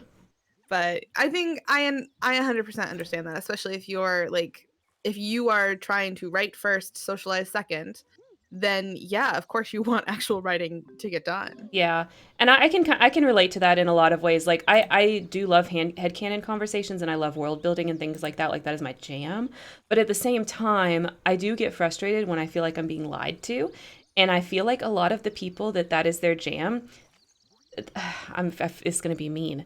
It's gonna No, be go mean, but ahead. it's gonna be Go. true. Say it. It Rip off the band-aid. they're like they're lying. They're lying to themselves and Yeah. they're lying to me. And that is really freaking frustrating. Like, if you tell me that you're super interested in role playing with me, and then when we get online to role play, all that happens is you out of character message me. And like, I'm looking at my thread tracker. This is because Tumblr is where this used to happen all the time. And I'm looking at my thread tracker, and you haven't replied to our thread in a month. Then, like, you're freaking lying to me. And I'm going to get annoyed, and I'm probably going to ghost you. Like, that's just the fact of it. And it's not because I have any problem spending time discussing headcanons and not writing. But like, if you keep promising me posts and not delivering, like, you're lying to me, and I'm not going to be down with that. So Yeah, that it's incredibly frustrating, and I can sympathize with that. For me, it's I just enjoy like plotting, and yeah. so I know I need an adult to be like, okay, like we've been plotting for 6 months, let's go, and then I will. Like I do try to follow up and stuff like that as much as life allows me to. But I do like to get carried away. I will admit that that is a down part of writing with me, is that I do enjoy being like, but what if we throw them out of it off a canyon? But then this canyon never happens, right? If somebody No, doesn't we'll say, get so to where's the the. canyon? Where's the canyon, Landon? That's not true. I know that's not true. You do actually end up writing most of the Anymore. stuff that gets headcanon at When this I day and age. Yeah, when I was younger, maybe not. I had a thread tracker on Tumblr. Alice, you know I'm like queen organized. Like, come on now. All right. I hate to be this person again, but let's get back on. I think that was awesome and good, but we are running at an hour and we still have lots to talk about. Oh my gosh. So If we have to run over you a guys, little bit for this topic, I have some time to run over a little bit. But okay. yeah. Did you just give Sasha permission to talk more? I mean, you're the conversation wrangler, so you can dispense that permission. I don't know why warned they you. gave me responsibility. Well, I didn't exactly. It just sort of happened that way. This was not the plan. You just were too good at it. God darn it. I gotta be worse at my jobs now. Yeah. Anyway, I know that this is something that Sasha really wanted to talk about. Yeah. So, so when talking about being socially awkward in a new group in relationships, you're coming into a group or people and that you don't know. There is a phenomenon that I think that Sasha put really well in our notes, which was disagreement aversion. Mm. And Sasha, did you want to expand on what your ideas was Sure. with this, if you have it? Let me go scroll back to our little group chat. And I'm like, what did I think about this? I love to think about it. I know Thinking that this about is not the things. one that we went big into, Okay. but I was like, oh, I liked Mhm. that you Okay. thought about it. Yeah, so Okay. while you're So, thinking about that, I want to call oh out no, this I got it. Oh, okay, Oh, you good, good. call it out. But I do got it. I found my little original line in our chat. But so one thing that I think, okay, so this kind of goes back to like, this is social awkwardness online. And I think a key part of this to always remember is we talk about context a lot, and context is things like, body language, like geographical location, social group, like, how you were presenting, whereas, a lot of that is sucked away online. But so I mentioned conflict polarization, where I Mm. find that there are almost like two kinds of cultures, where one side is like all disagreement is toxic. Well, I hate that word, toxic. It used to have meaning, but now it really doesn't. It kind The of internet's means ruined it. whatever you want it to mean. Usually means bad. And then there is normalization of, I would say, like intense agitation or like passive aggression to outright aggression. So either like everybody has to put their kid gloves on, or there is this vibe of like constant needling on different levels. Mm-hmm. Um so there's usually always like there's always a cutoff point, but you often don't know what that is until you cross it or you actually witness somebody crossing it. I Mm. think all disagreement is toxic is more prominent in the role playing world because we do engage in a collaborative hobby. So we all do kind of need to get along in order to get the things that we want, which is people interacting with us and our characters and building our stories. But what happens is that, everybody kind of forgets or almost avoids the fact that by virtue of being human and being like diverse groups of people, no matter how much we have in common, sooner or later we will not agree on everything. And I mean that in the sense of like we won't agree on where we want a storyline to go. We might not agree on like who we want in our group, who we want out of our group, or we don't agree on how much we should be posting or headcanoning or whatnot. All of these things will eventually happen, or we might not agree on whether or not we want to continue writing or take a break from writing. And what happens is that I think this kind of contributes to why ghosting is such a problem, because we so hate disagreement, and agreeing on whether or not role playing should continue is a form of disagreement. So because disagreement is treated as so toxic, like almost inevitably the only solution is to ghost somebody, because it's almost better to be seen as a ghoster than as like a disagreeable person. Ooh. So what happens is Oh, that I just want to pull that you line out for a second. Sorry. It's better to be seen as a ghoster than a disagreeable person. That is true in almost every roleplay community. They're going to be more Mhm, tolerant of somebody that's ghosting than someone that's aggressive. And I know that I have mhm. ghosted specifically because of that. So anyway, continue. I just wanted to call that out Yeah, because it was just such a good comment. yeah, no, no, and that's not. And if you think about it, that's not even a form of aggression. This isn't like going out of your way to pick a fight with somebody. This is just, very calmly saying to somebody like, "Thank you for your time, thank you for your interest, but I'm no longer interested in writing." And I mean, like, even if you're kind enough to like not provide a reason, because for the record, I think in most cases, the greatest kindness usually is to just say like, "Sorry, I'm not interested." Like, if I go on a date with somebody, I don't want them to be like, "Hi, I think, it was a great date, but your eyes are a little too far apart." Like, Who wants to hear like, that? Nobody wants to hear that, right? yeah, no, no, no. Like, like barring, like, I guess if I repeatedly went out on a lot of bad dates and I don't know, we always ate pizza, like maybe there will come a point where someone's just like, "Well, you see, you eat your pizza by slapping it directly onto your face, and it is a little off-putting." But like barring, I would say cases where you think that there may be a pattern and that pattern has to do with you and you are emotionally ready to hear about what you are contributing to a situation that creates a pattern, unless you are in that space where you are really like, I really want to know. You don't be honest, you don't want to know, just let it go. But like that, just that level of even neutral disagreement is considered so, like I said, quote, toxic or negative, off-putting, against the community values, that you're just like, I don't even want to risk either being seen this way or risking the discomfort that's going to happen when this other person becomes disagreeable, because not only we allergic to behaving in disagreeable ways, we are allergic to the disagreement of other people. Like, are Yep. you the person that gets the "I don't want to rate with you anymore" thing? How do you respond to and tolerate that? Do you respond to that with grace? Like, or are you the person that is pushing to hear that your eyes are too far apart?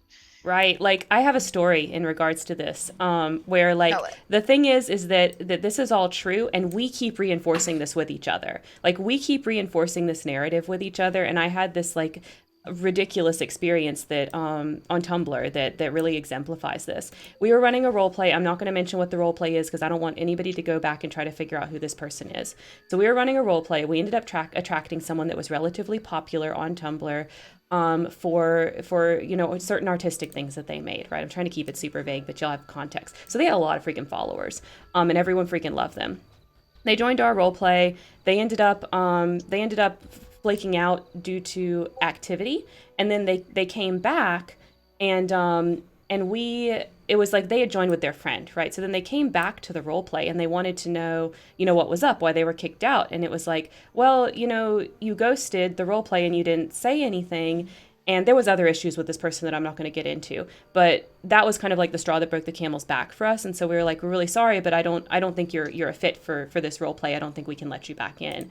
And they were like, well, can my friend get back in? It's like, well, yeah, I mean, your friend left cordially, so they could come back if they wanted to, but not you. And this girl made this like massive ass post about how we were bullies and that telling someone no is being a bully and you shouldn't do that and da da da da da da da. And it like went on and Oh my on God. and on. And she didn't provide any receipts, right? She didn't like name us. So it wasn't like she was trying to get people to come attack us. But of course I saw it because she was popular, right? I saw it. Like people who knew the situation like knew it was about me. You know what I mean? And Linda, like I don't know if you We remember this, but we you love a might. good You vague might. post. Yeah, but it We was love like a good vague it post. was forever long about how evil we were with no receipts. And like you can scroll through the reblogs and the comments of people agreeing with her simply because she was popular and made good art. And like it was freaking ridiculous. And those kinds of experiences were not uncommon on Tumblr, and they're honestly not uncommon in a lot of role play places. People get told no and they go freaking explode about it, And so when we do that, we reinforce these ideas. And so like that's one of the behaviors that we keep doing over and over to each other that I think is part of this puzzle of how we end up in this kind of mindset in role play, that we can try to work to stop doing that to each other. Oh, Anyway, that was Yeah. my story. No, that was That a is a good time. story.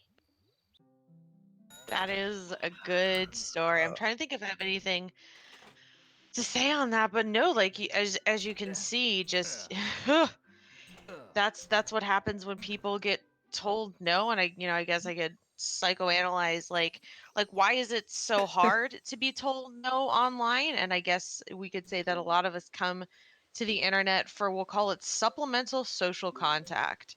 Mm-hmm. Ooh, Like good we're words. Mm-hmm. look at big words with Sasha, but like we're here because there is some sort of, you know, offline deficit to some degree, and that increases our hunger and our Mhm. desperation.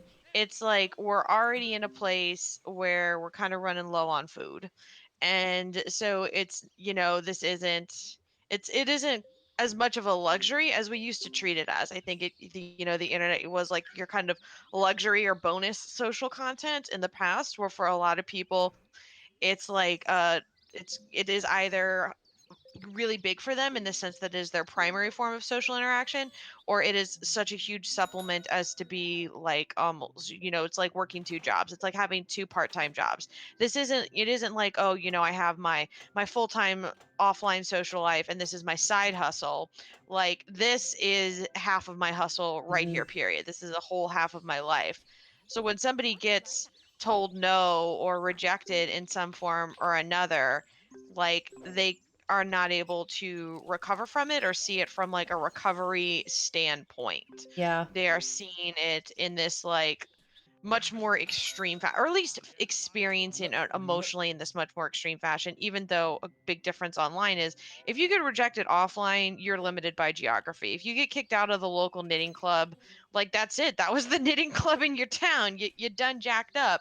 But online, if you get kicked out of a role play, there are a grajillion more role plays. If you are forced to But leave but some here's the plays, there are problem. so many more. I 100% agree with that, but here's the problem. Um, you want the thing that rejected you, Oh yeah. Oh yeah, of course, right? because we all have abandonment Because issues that we bring online. Yeah, we and did. That's the you thing though. yeah, and you didn't do anything wrong, right? And like in your head, I've you were never done just anything you. wrong in my life. No, you're perfect. And of course, it's I know I everybody else's am. fault. And if you just get a second to explain, or if people listen to your side of the story, or really you have the power to be able to, like, send cancel culture after people, like in the way that this person did Dun to dun us, dun. or tried at least. Well, I don't. Um, She didn't name us, so I don't think she was trying. I no. legit think she was just trying to let off steam, and I was not supposed to see that post, but I did, and so of course it But stung. I mean, You know, but vague posting has a power of its own, it right? does. Like 100% a part of me, whenever I used to vague post, because let's be honest, we were all 16 at once Oh at yeah. some point. On AOL Instant Messenger, changing my And when 300 character profile and to make follow up Ah! lyrics to antagonize my girlfriend. Yes. yes, whenever I vague post, that thing in my head that was like, oh, this person's gonna see it and they're gonna know that it was exactly about them, and they're gonna know everything that I'm saying is true, and they're gonna feel guilty, and it's gonna be this and that, and like this like little demon voice inside of your head, that it's vague posting is for attention, right? Yeah. So yeah, it's just part of it. It's just part of the whole not being able to take accountability, not being able to see yourself as a faulted human being, and that you want what you can't have. And what you can't have happens to be a group of people that you just didn't gel with, right? Yeah. That wasn't your writing style, that wasn't your communication style, that wasn't for you. And it was their group, in this particular instance, our group. So Yeah. we got to make the decision, uh, the final say. Yeah. And like to If you be don't to be like it, make clear, your own. like this girl didn't do anything wrong. She just did not fit in. No. Like she didn't do anything wrong in the sense of like being a bad person. She did something wrong as far as not following the social contract that we had set up in our group.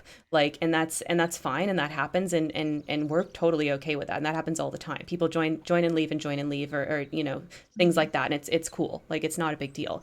So I thought nothing of this until I saw that vague post, right? So Yeah. that is what it is. So, yeah, it's just wonderful, wonderful online relationships. Yeah, but I think a big But to step. get back to the disagreement aversion, Yes. like in the point of it is that I agree with you, Sasha, that there are these two camps of all conflict is bad, or people who really enjoy conflict. Mm-hmm. Too Um, much. yes, to an extent.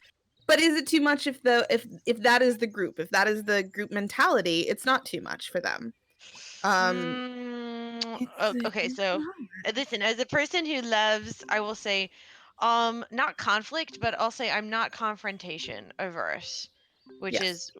which is a vibe of my server, which is why it's very small, Mm-hmm. because we are not confrontation averse. So people, like, if you want to present an argument, you better back it up. But the point is saying, I would say the other places, like, I have not been in a server with. I was very briefly in a role play server. Karen knows the one where, like, it was very intensely socially awkward, and it was like late teens, a lot of early 20 somethings that were Yep. very socially awkward, but also like weirdly passive aggressive. Yeah. And there was just a normalization of like snarkiness slash open vague posting slash pointless whining that I would say was almost like it was non-productive for forming like real friendships and like sincere community, but it still remained the vibe. And that's without getting into like other servers with teenagers where they just are edgy as possible. Not on we Karen and I know a guy who moderates like a much larger community, and sometimes he shares screenshots of things that like young teens say that Oh are my like God. incredibly offensive, and they're just oblivious to like, why is that a bad thing? So I think there is a level where it's too far. Yeah, and I think that a lot of that comes from like we have a lot on we have a group of people on the internet that remember what it was like before the internet, and then we have a group of people on the internet that don't remember what it was like before the internet. And you end up with people playing out all the same like horrible mean girl stupid teenager stuff that typically was confined to the inside of a high school wall is now happening online because these people Yes. never knew that there was a difference, right? Well, and it's their social playground too. Yeah. Like it's an extension of their we have to look at it that for us when internet came into play, it extended our life. Yep. For them, it's always It been a part is. of their territory. It's Yep. always been a part of their communication. It has always been a part of their life that it isn't this extension, it just exists equally. Yeah, and it just doesn't occur to them that like somebody like me who's in their 30s isn't here for it and doesn't care about them, right? Like in their mind, because in high school you think everyone's watching you and everyone cares about what you're Yeah. doing and what you're thinking and da da da da da. And so it doesn't occur to them that strangers online do not think that Why and don't wouldn't you care. care? Yeah. I'm wonderful. Right? So I'm a motherfucking joy. it creates this really insane like situation of how we behave and interact with each other socially online because we all come with these like expectations that are just so diverse from each other, due to when the internet was implemented in our lives. Because I can't relate. I can't even think back to how I acted when I was 16 on the internet and relate because when I was 16 on the internet, it was just a completely different place. So I have no frame of reference, no context for this behavior. And I keep seeing it over and over again. So like intellectually I get it, but I still get surprised every time, you know? Lar, if you're still here in the chat, say something, and I believe mention.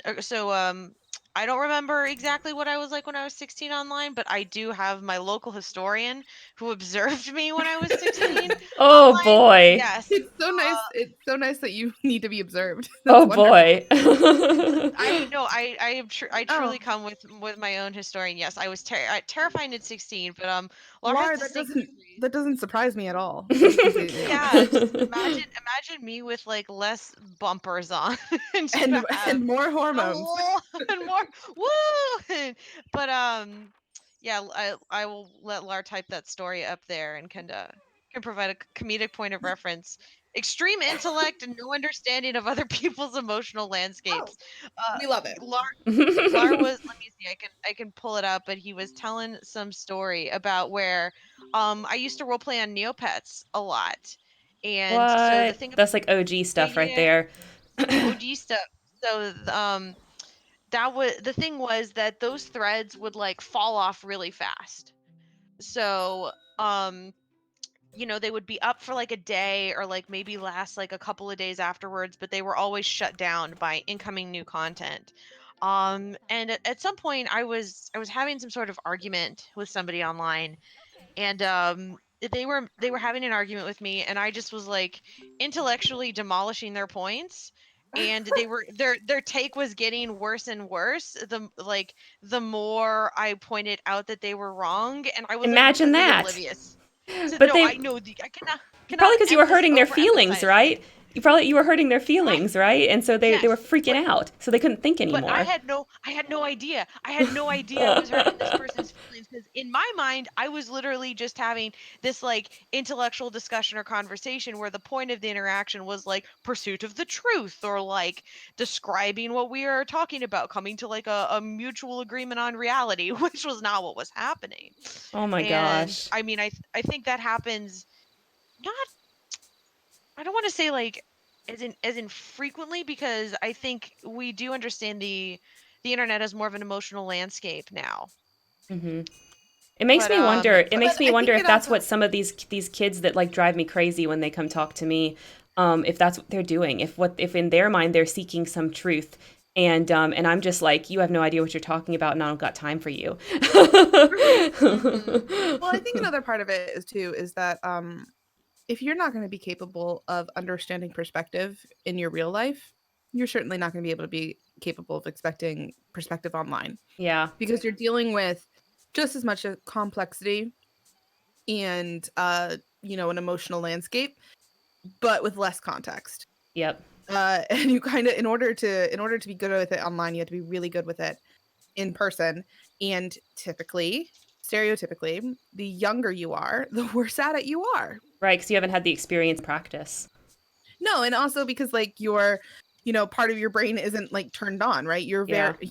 Teenagers are narcissists for a Yeah. reason. It's because they are trying to survive and actually, grow up. Yeah. And so having having to wait until that brain is part of their brain is turned on is going to means that they have to wait longer. Yeah. So, And that's frustrating. Nobody wants to wait. Lines are annoying, right? and I certainly don't want to be like, I certainly don't want to deal with that. Like, Yeah. how do you teach empathy to a teenager? I have to do that in my real life. I really don't want to have to do that online. Right. So, Yeah, for sure. We um, put them all on Club Penguin until they get their internet driver's license. Oh my God.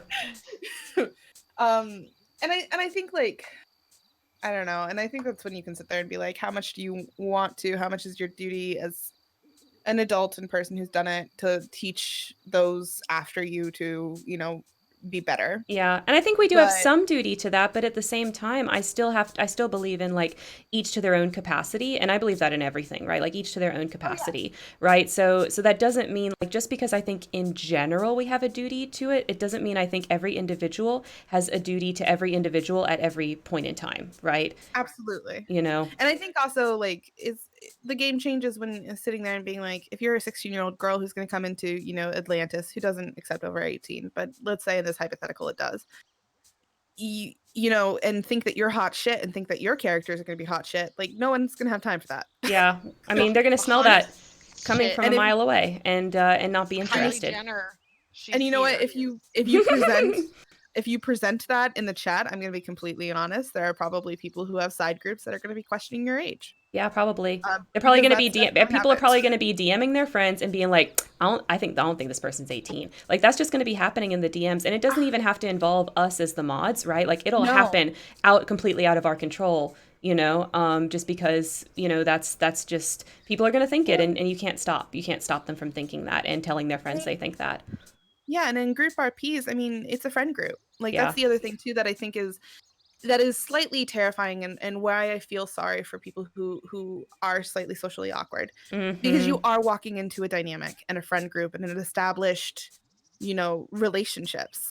Yep. And that is a little difficult to know that, like, especially ours, I'm going to sit there and be like, I cannot imagine what some people are feeling to sit there and be like, wow, Naomi and Karen and Landon have been friends and writing together for 7 years. It's intimidating as hell. Like, how do you break into that? Yeah. How do you get that attention? And us as mods, we try Like to the do well. Kool-Aid man. Kind of. And us as mods, I mean, it's kind of our duty to sit there and be like, well, we'll play with anybody. But I mean, that's got to affect how some people are looking at the situation. Absolutely. Right? That they're like, this group of friends gets along so well and is so great and has, inside jokes that I don't understand. How do I get attention? How do I, immerse myself in this group and become part of it? Yeah. And that's where a lot of people downfall. Yeah, and Rose just asked, okay, so this is a wonderful question. So let's say you find the role play of your dreams, this hypothetical role play of your dreams, but they have already been role playing with each other for 5 years, and you realize you're going to have to do the work to break into that group, right? So, so I think when it comes to that, there's a couple of things that you can do, and one of the first ones is to find that patience within yourself, to let yourself take the time, because it's not going to be instant. And I think that online, because a lot of us are so starved for attention, because we're not getting it in our real lives, and that's a lot of what draws a lot of role players in. And I know that at points in my life that's been true for me. So like that's not even like a dig. That's just something I've experienced, right? And because of that, you want that instant gratification, and it can really hurt when you don't get it quickly. Like when you're like, I put myself out there and put myself out there and put myself out there, and it's not working. And then you look at the time scale and it's like, yeah, you've been in this role play 2 weeks, like calm down, So I think that you have to give yourself patience, right? You have to give yourself patience. And then on top of that patience, I think what's really important in these situations is to try to strike a balance between showing yourself so that they have a chance to get to know you and pull you into the friend group, right? Because if someone sits there and is just passive the whole time, I can tell you there's only so much I as a mod can do, right? Like I want to pull people into the group and make them feel welcome, but if you don't talk and give me opportunities for that, then it's not going to happen, right? Because I can't force you, right? Like I can't force you, and you do have to make the first move. And then in addition to that, I think it's important to be constantly observing what kind of group you've joined and how they gel together, right? Like, are they a group that like gentle ribbing is okay? Are they a group that really responds well to like posting memes? Are they a group that gets really excited about headcanons, right? And kind of observe that and know like, okay, so when I have, like say they get really excited about headcanons, when I have a good headcanon, I have to share it. Like if I have a good one, I got to share it because that's what excites them, right? So like I think it's a combination. Mart. Yeah, like I think Mart exactly. I think it's a combination of like observing what's going on with the other people in that role play, and and strategically stepping in at the right places of things that excite that group. And I don't think you need to be like super analytical about it. Like I'm not saying like this always needs to be in the forefront of your mind and take this super seriously and da da da da da. Like I think be casual about it, but like at the same time, because this process I'm proposing, takes lots of little interactions over time. Just be patient with yourself, and it'll happen. Yeah, I mean, it's a relationship like any other relationship. Yes, online relationships are different. Yes, they have different speeds and trajectories. But if you come into a friend group and 2 weeks in expect to be the most loved person in the friend group, that's not going to happen. Yeah, and But people are going to sense you that. wouldn't go up to a cafeteria table and just be like, love me. Let me show you all these memes that nobody wants. Yeah. And like people are going to be like, no, thanks. Um, Yeah, but I mean, like, if someone is sharing memes, then and you have a good meme collection, oh then yeah, jump in with your memes. You know what I mean? absolutely. Or if you want to be like, hey, do you guys like memes? And someone's like, yeah, I like memes. Then you can go off and share memes with one another. Take time, take effort. Like you got to put in as much effort, but you can't expect everyone to just. They'll be warm and welcoming, but not everyone's gonna love you automatically. Yeah. And I want to throw this one in there too. Just as this so I guess I should say I'm one of the people that Kool-Aid manned my way into Karen's role play. Karen's like, come join my role play, and I'm like, what's up? I know Karen and none of you. And I knew you a little bit, Sasha. You We knew me by reputation, even worse. Oh So no, we got into it on the server. You probably don't even You probably remember. don't remember, but y'all had a small We had a thing. argument. Y'all had a small argument that probably was like a blip in your radar, Sasha, in the 100% was cafe. a blip in your radar and was 100% my like, oh, this is Sasha. oh no.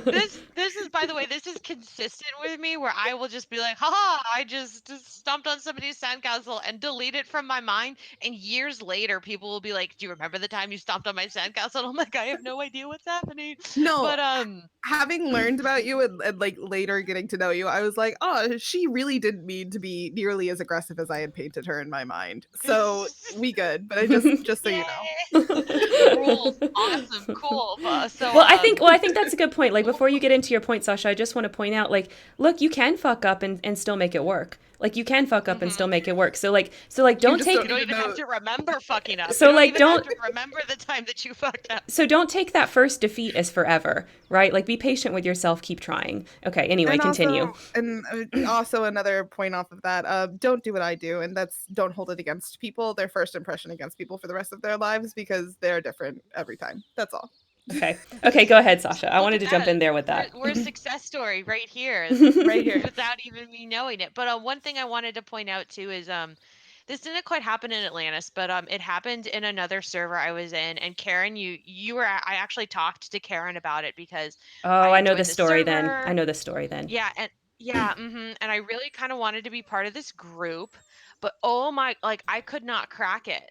To this day, like I cannot crack it. I am just like I am not quite the person that this group is looking for. And while I am there, like like I can get along some of the time and I can tell that people like read my writing because it's a forum and I can track views, but like my integration is always it's always going to be a little bit sketchy. And in the beginning, this absolutely drove me insane. I was like yelling in Karen's DMs about it like, with great verve. She probably remembers, and she There was definitely much there was talked much me down. distress. There was much distress over how you were being perceived in this group. I was very distressed about how I was being perceived. I was very distressed about like how these people were behaving in a way that like didn't line up with my desires or expectations. And oh, I was annoyed with them. What I believe what I said of them was I'm just like, this is a bunch of people who say they like guns, but they're playing with water guns. And when I pull out my magnum, they give me weird looks. And I was not Yep. was not pleased. So So that, but the 2 points I kind of want to make at that is sometimes you are not going to gel and it sucks, and you have to learn how to step back from those situations. Like I have muted that server. I kind of limit my participation.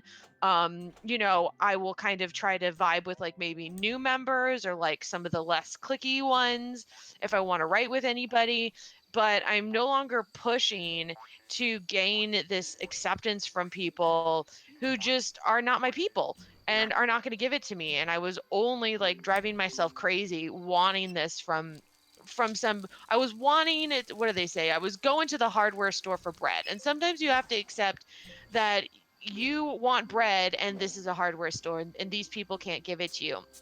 And the yep. other thing I want to I like point that. out is that you have to kind of observe your own emotions, and you have to be like, well, how hardcore am I being about this really? Because remember how I said people so much depend on the internet for supplemental social interaction. Mm-hmm. If you are in a place of genuine loneliness and desperation, I would really encourage you to kind of try and spread that out, and especially find at least a few offline things, because the more desperate that you are to connect with people, the higher stakes everything is going to feel. Mm-hmm. Luckily, like as you can see, like I had other servers, I had other friends. So when I was rejected by this server, and I was not welcomed, I was able to kind of process that emotion and not act a total fool.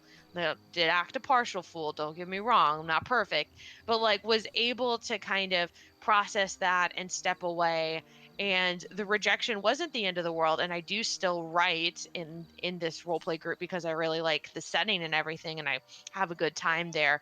But if you have not kind of spread yourself out and taken care of yourself, and you are going into these situations where you are starving to death and people don't give you food, it's going to feel really personal and it's going to feel really intense.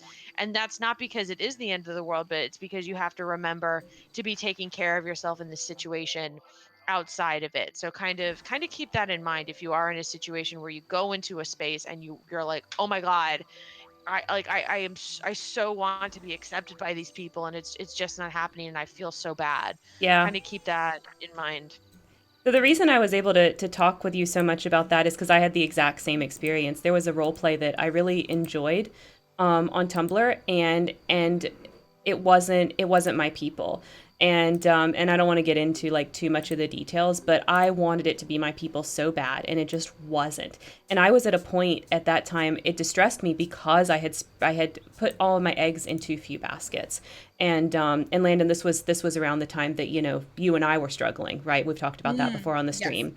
So I did not have enough role play partners, is just the truth of it. And so because I didn't have enough role play partners, and I was not, getting enough actual role play like in my week, I wasn't writing enough in a week.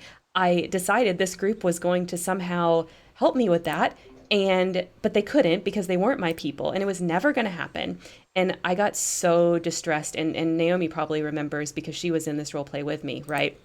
And she did a lot of help of, like, trying to calm me down. There was only so much she could do, though, because the core of the problem was that I was not putting forth the effort to put myself in multiple spaces, which I really should have done. And in hindsight, that was really the key to fixing it.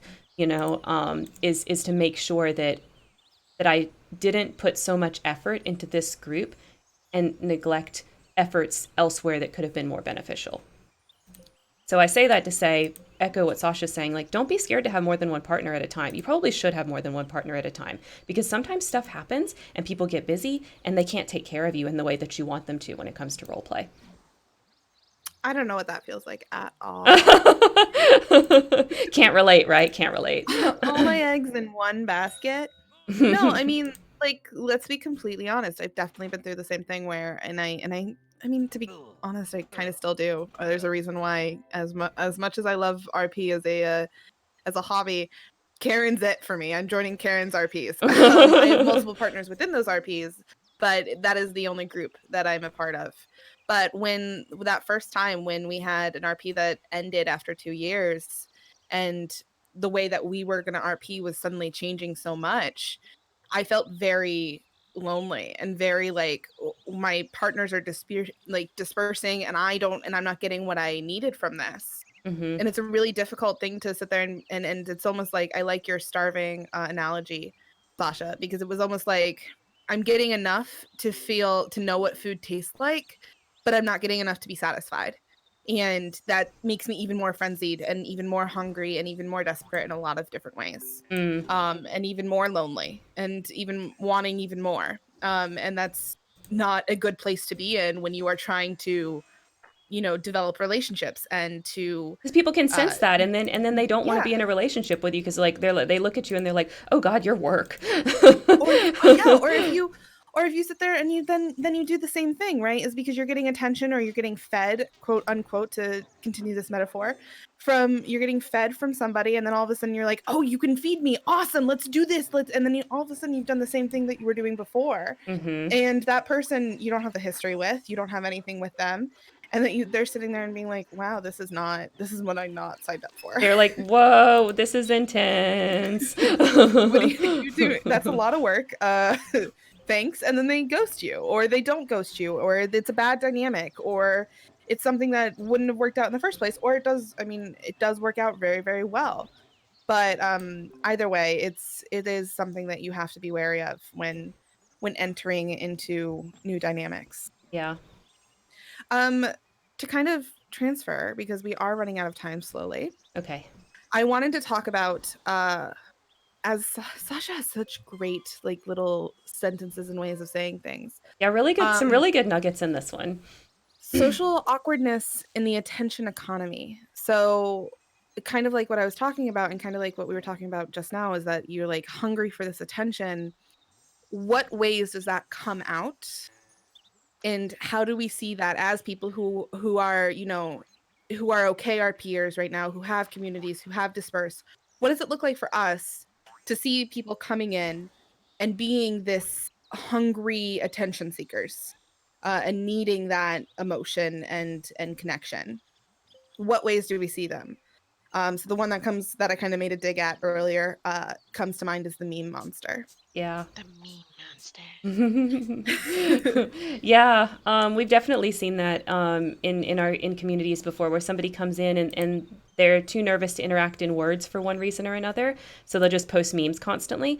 And I guess the perspective of somebody that's in the community, what I feel like happens is that I don't know them. All I'm knowing is that they like memes, right? And so then I kind of develop this very shallow idea of them, then it becomes difficult, like, to know, like, why they're doing this, why they don't talk, things like that. Yeah. And it becomes almost a struggle, as I'm trying to be a good moderator and get to know them. You know what I mean? My big example of this is it's that of, I don't know you, and this is all the communication we're having. But also, I can tell how much you don't know us. I'm thinking of a particular event that had happened where a person came in and was very meme monstery and started sharing memes, and they were not funny. They were considered quote unquote dark humor. But they weren't And dark. They weren't dark. They were bigoted. Like, we let's be as real. someone who loves dark humor, they were not. They were, yep, they They were were bigoted. insulting. They Yeah. were bigoted. Yeah. Yeah. And and then we went to town calling that out.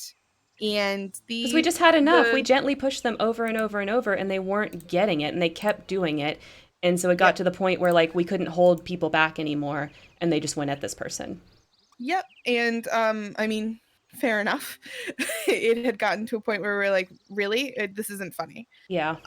And so that happens, and it just goes to show, I think, that when you do memes like that, and when you are seeking attention and you don't know the community you're walking into, you don't know what's going to be funny. Their humor might be incredibly different from yours, and we're not even talking like bigoted stuff. We're talking that they just might not like, you know create they might just not get the memes that you're doing because they're not on TikTok, or they're not in, on this certain, they're not, we're all old in our 30s, 20 upper 20s, early 30s.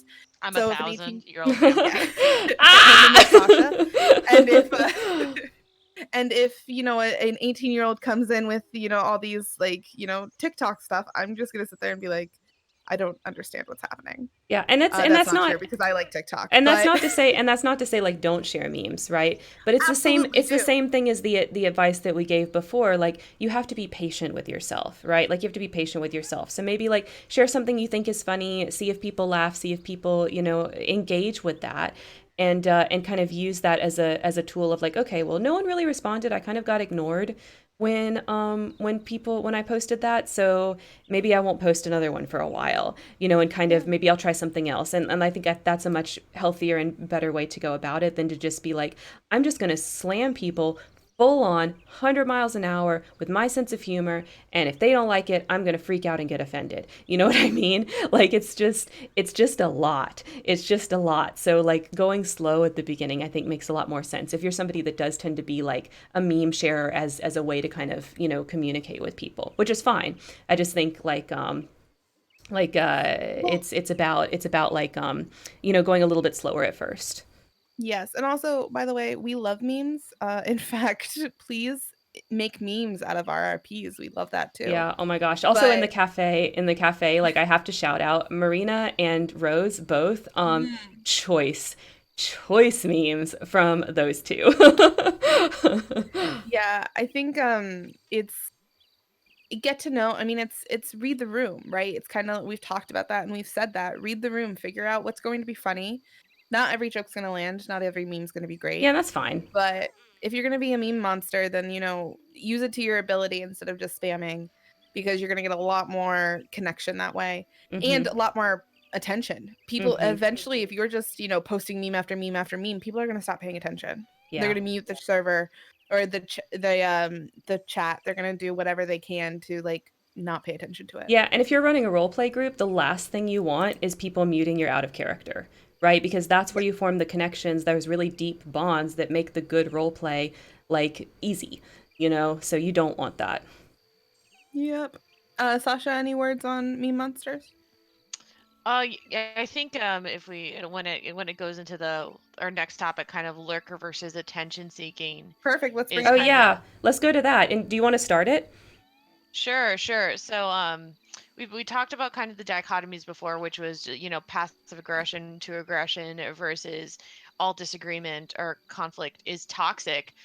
You got the two sides. You've got the lurker who wants to be part of the group but cannot bear to participate, and then the person who like demands immediate integration, usually through some sort of aggressive posting. Though memes are the easiest because memes are a way of like if you luck out. Here's the thing, Karen is like, if you're just posting memes, they might not land. But here's the thing, there's a reason why people gamble, because the thing is that it does sometimes work. Oh Like, yeah. I can think of a specific person in our group who definitely broke in with some well created memes where Oh. we were like, and they came in with the custom content, and we were like, all right, we're all sold. We Yeah. did it. It was You can So, awesome. stay. you can stay. Mart So, Mart. Mart. So that's the reason why people take this gamble. Yep.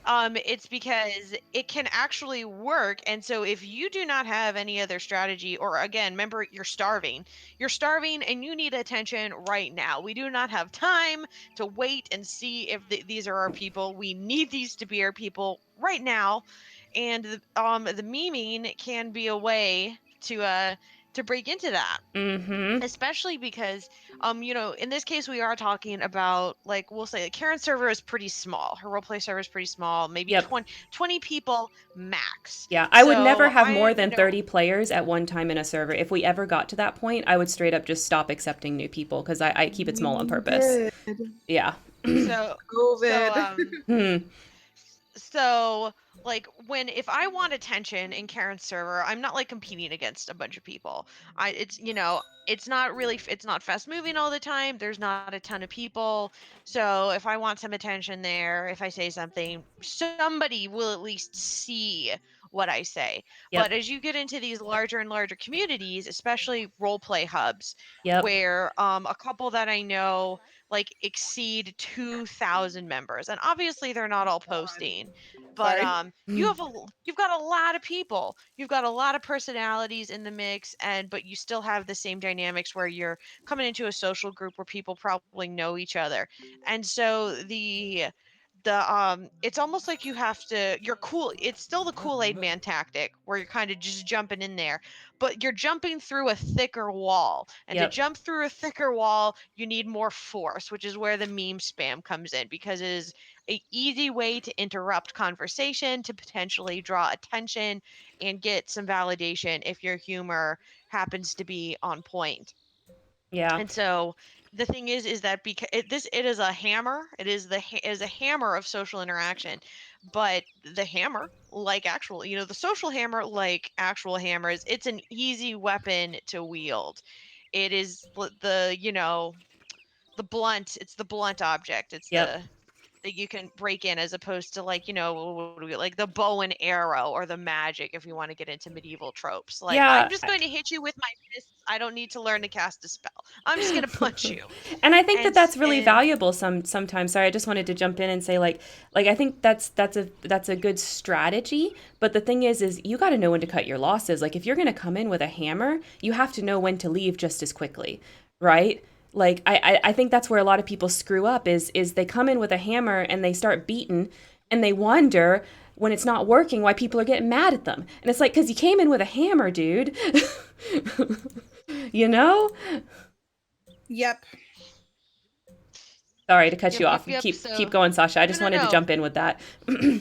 no, that I think that was mostly it. And just I guess also the thing is, oh, okay, actually, I'm like, wait, there, I have another point. Okay, so another thing is that in ye olden internet culture, like, play my old medieval trumpet, um, there's this phrase. It's called lurk more, Uh-huh.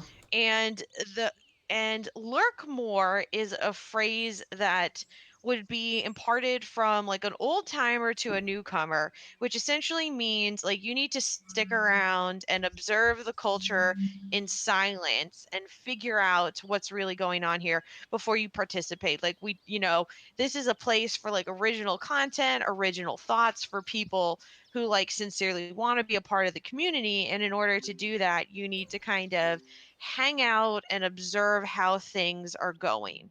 So back in my day, like it was considered like a huge social faux pas to just join a new community, to just jump in and start sounding off like the and I would say in Discord servers, this is much weirder and more difficult because you in Discord servers, when you join something, it literally sends an alert to the entire chat, and everyone's like, oh, "Hello there," and there is a visible time with where you came in. Where in a lot of other spaces, like let's say if you start looking at YouTube videos online, or you look at a forum, or like any kind of fandom community, you are not time stamped for when you start to expose yourself, and you are like peacefully invisible is how I'll say it. So you have the ability to like go through the content, to kind of go through the community and kind of absorb what's happening and kind of educate yourself ahead of time before you raise your hand, so to speak. And when that was considered, like, we'll say the bar for entry, lurking more, it kind of sold itself to like easier integration and communities where people like had already kind of in a way proven themselves by the time they tried to introduce themselves, like they had kind of done their research and concluded, okay, based on what I've seen, I really am interested in this niche hobby topic because I've taken the time to go through it and I've seen how you people interact with each other, and I can, I have studied and I can tell that you're my people. And then, and there would still be like, that adapting phase, but because you have lurked more and you already kind of know what's going on, it goes a lot easier.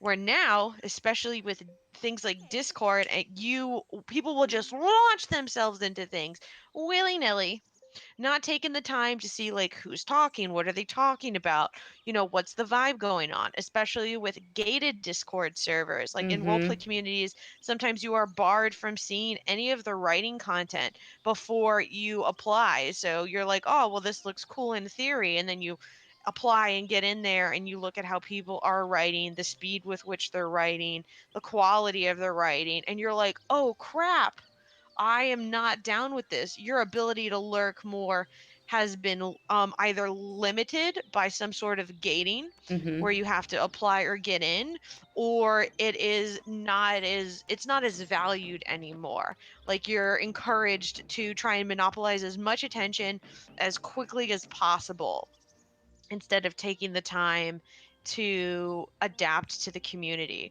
And I definitely see this more as a younger versus older generation kind of thing because, again, back in my day, monopolizing attention was not connected to money the way it is today.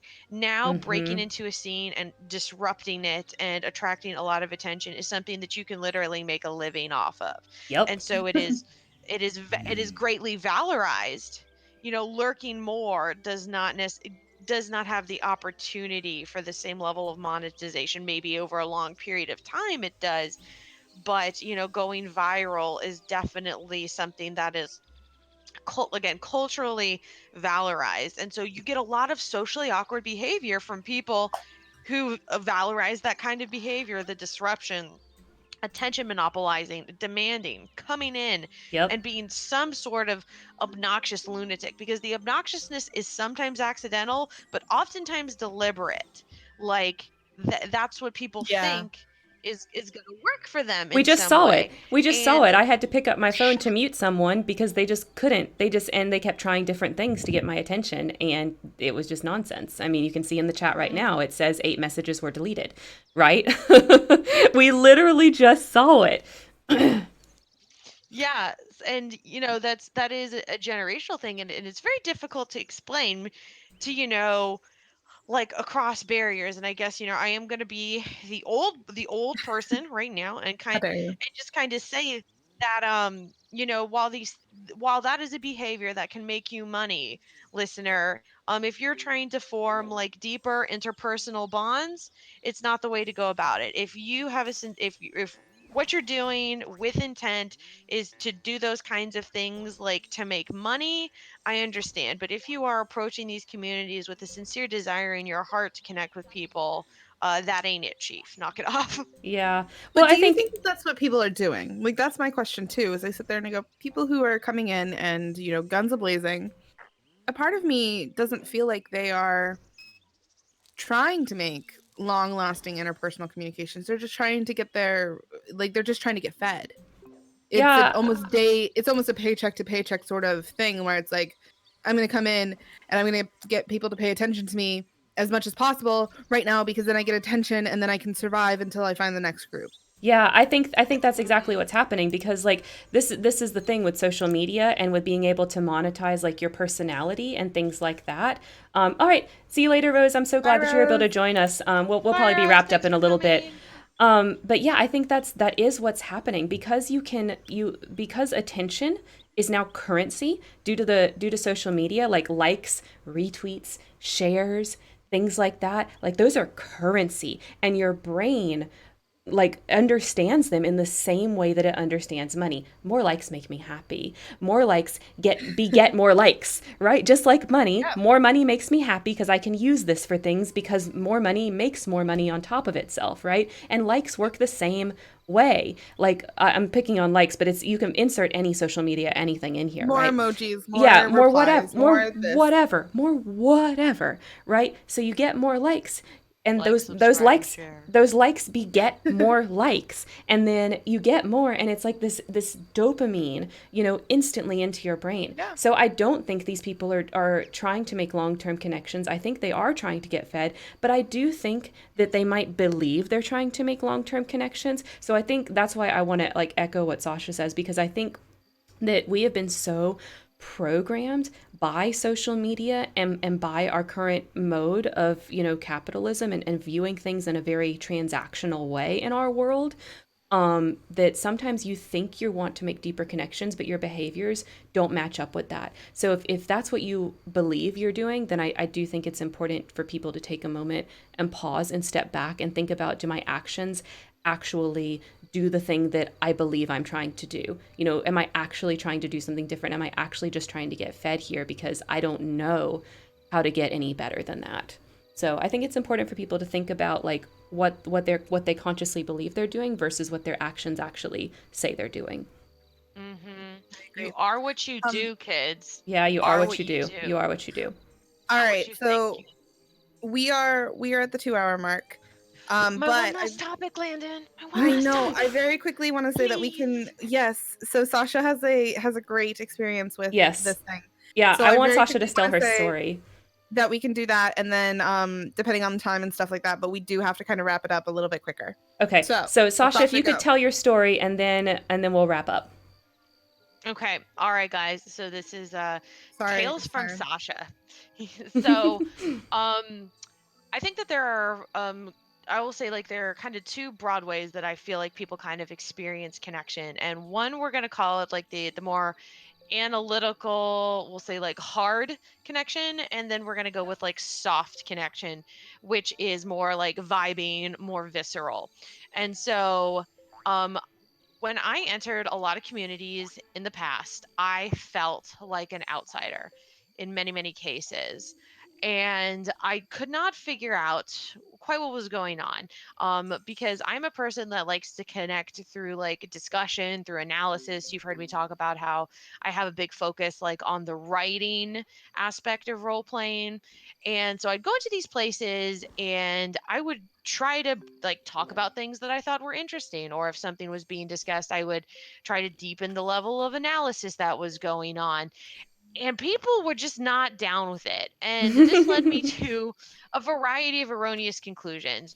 I'm like, oh, well, I'm just smarter than everybody, and they're just not smart enough to get it. These people just actually don't care about anything that they're talking about. And why does nobody appreciate my grand efforts to like elevate the conversation? And also I didn't understand why they seemed to like having these, I'll call them like fluffy conversations. I just didn't get what was going on. They just didn't interest me. They bored me. I was not compelled in any way. And so I was critical of everybody else because I felt like people would introduce topics that like naturally had more depth, and then they would not adhere to that at all. And one of the things that I learned later in life was I began to was brought to the idea of this hard and this soft connection, where I really do connect with people based on these longer conversations and deeper topics. And they are things that people can often find to be intense, uncomfortable, disagreeable. Not even in cases where I'm necessarily like debating with somebody in any kind of way or where there's any form of disagreement, but just the topic itself lends itself to more critical thought or serious engagement. It's something where like you're going to sit down on your computer and you're going to take a breath and you're going to start typing some long sentences. It doesn't sell itself to like brief, quick, witty responses or jokes. And I learned that a lot of people online actually they're there for the soft connection, which is like the joking, the emoji reacting, the kind of light topics, even when they're discussing something that appears more serious. The point of it is the vibing, which is that these people, even if no matter how serious or dark the topic actually appears, it is about a sense of just being with somebody. The equivalent would be like literally just kind of sitting in the room and like listening to music and being on your phone would be kind of like a social equivalent, or like sitting around a table at a coffee shop and like or like reading a book or like talking about like the weather or kind of what you did that week. The point isn't necessarily the topic, which is the weather or the music that you're listening to. It is a sense of community, and how we replicate that online is has less to do with what's being talked about than kind of how it's being talked about, and how small talk is just an opportunity for people to connect with each other emotionally. And but because that's not how I experienced connection, I had no idea what was going on. I had no idea what anybody was getting out of this. I was just like, they were What all do you sitting mean people around enjoy vibing. this? Yeah, different types of food, right? They're all sitting there eating a salad, and I'm just like, why have you ripped out the grass and are putting it in your mouth? But have you but have you ever it did enjoyed a not occur to burger? me that yeah, I was like, I'm like, guys, I got this sweet cheeseburger, and everyone's looking at me like I'm a lunatic. And I'm just like, but cheeseburgers, there's so many calories in this cheeseburger. And it didn't occur to me that this was a way that people were also obtaining sustenance. And I think sometimes that can be a struggle. I don't know, for maybe anybody who's a little bit more like analytical minded or discussion minded, because I have seen this in the cafe as well. I have seen Mm-hmm. people come into Karen's cafe and they just come out. I can think of one specific person, guns blazing about their Mm-hmm. particular pet analytical topic. And that is how they want to connect with people. They want to talk about, I don't know, steampunk robots alternate history in detail. Yeah, in like And excruciating they detail. excruciating detail, and they don't quite get why that does not seem to be going over quite the way that they want, because like me, they're coming from a sincere place of wanting to connect, while it can appear to be I don't want to say like rude, I guess socially awkward. It appears to people like socially awkward. Why are you intensifying this conversation that was never meant to be intense? That comes from a sincere place of really just wanting to get along and connect with the group. But Obviously, I'm more of a I would viber say for the what has audience. helped me a lot, yeah, what has helped me a lot is understanding myself. So now that I'm no longer like critical of myself, and how like to this day I can be very bad at small talk. Like I'm in a bunch of servers. I'm in one server where the place that I post the most is like the current events channel, where I have like long-winded political discussions with whatever person decides to victimize themselves by engaging with me. And as far as the general chat goes, like I don't really go in and like tell people about what I'm doing with my day, because that's not how I vibe with people. I connect with people when they will come into the current events channel and talk about whatever is going on with the world. And that's made me more understanding of how I like to connect with people, and it's made me more forgiving of them, because now I no longer feel this resentment towards other people for connecting in a way that doesn't necessarily come naturally to me. And because I'm not resentful, I like, if I do happen to be feeling like I want to talk about my day, I can engage with that. And if I don't, like, I don't show up in these spaces and like try and passive aggressively get my needs met or force other people to be like me in a way that doesn't suit them.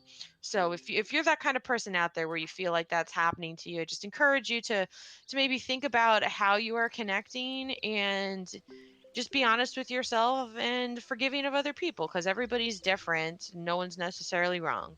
Yeah, I think that's a really good Wonderful. point. And I love that story for that reason, because it's really about thinking about, just because this is how I get my needs met, that doesn't mean that's how everyone gets their needs met, and that doesn't make them invalid for having a different methodology than I do, for forming connections, right? And I think that's something that's really important to understand as role players, because this is a very social, collaborative hobby, and a lot of us, I find, do tend to think that there's somehow one right way to interact and one right way to role play, and that just couldn't be further from the truth. That just couldn't be further from the truth, right? There's tons of different ways to role play, and so long as what you're doing is pretending to be somebody else on the internet and interacting with other people that are also pretending to be someone else on the internet, is still role play. It's still role play. Like, Yeah. it doesn't matter. It doesn't matter if what you're doing is like looks like a totally different situation than what I'm doing. It doesn't matter. I also think it's important to take this point that Sasha has talked about and realize that it happens outside of the internet. Yes. Like this is friendships. That there are people who just want, for lack of a better word, shallow relationships, Yep. who want small talk and not, and to, joke about the weather and to not really discuss anything deep. And then there's people like, and I kind of agree with Sasha on this, like me, that I'm like, let's talk about like trauma. Let's get into it. Yeah. Let's My let's feelings and let's my childhood. yeah, let's figure it out. Let's talk about these deep existential things and crises and moments, and what if Hitler had been killed as a baby? Like, let's have these discussions. And for some people, they just don't want to, and that is perfectly valid. And your friendships are valid, and and bringing it into the RP world, your RP style and the people that you meet are valid.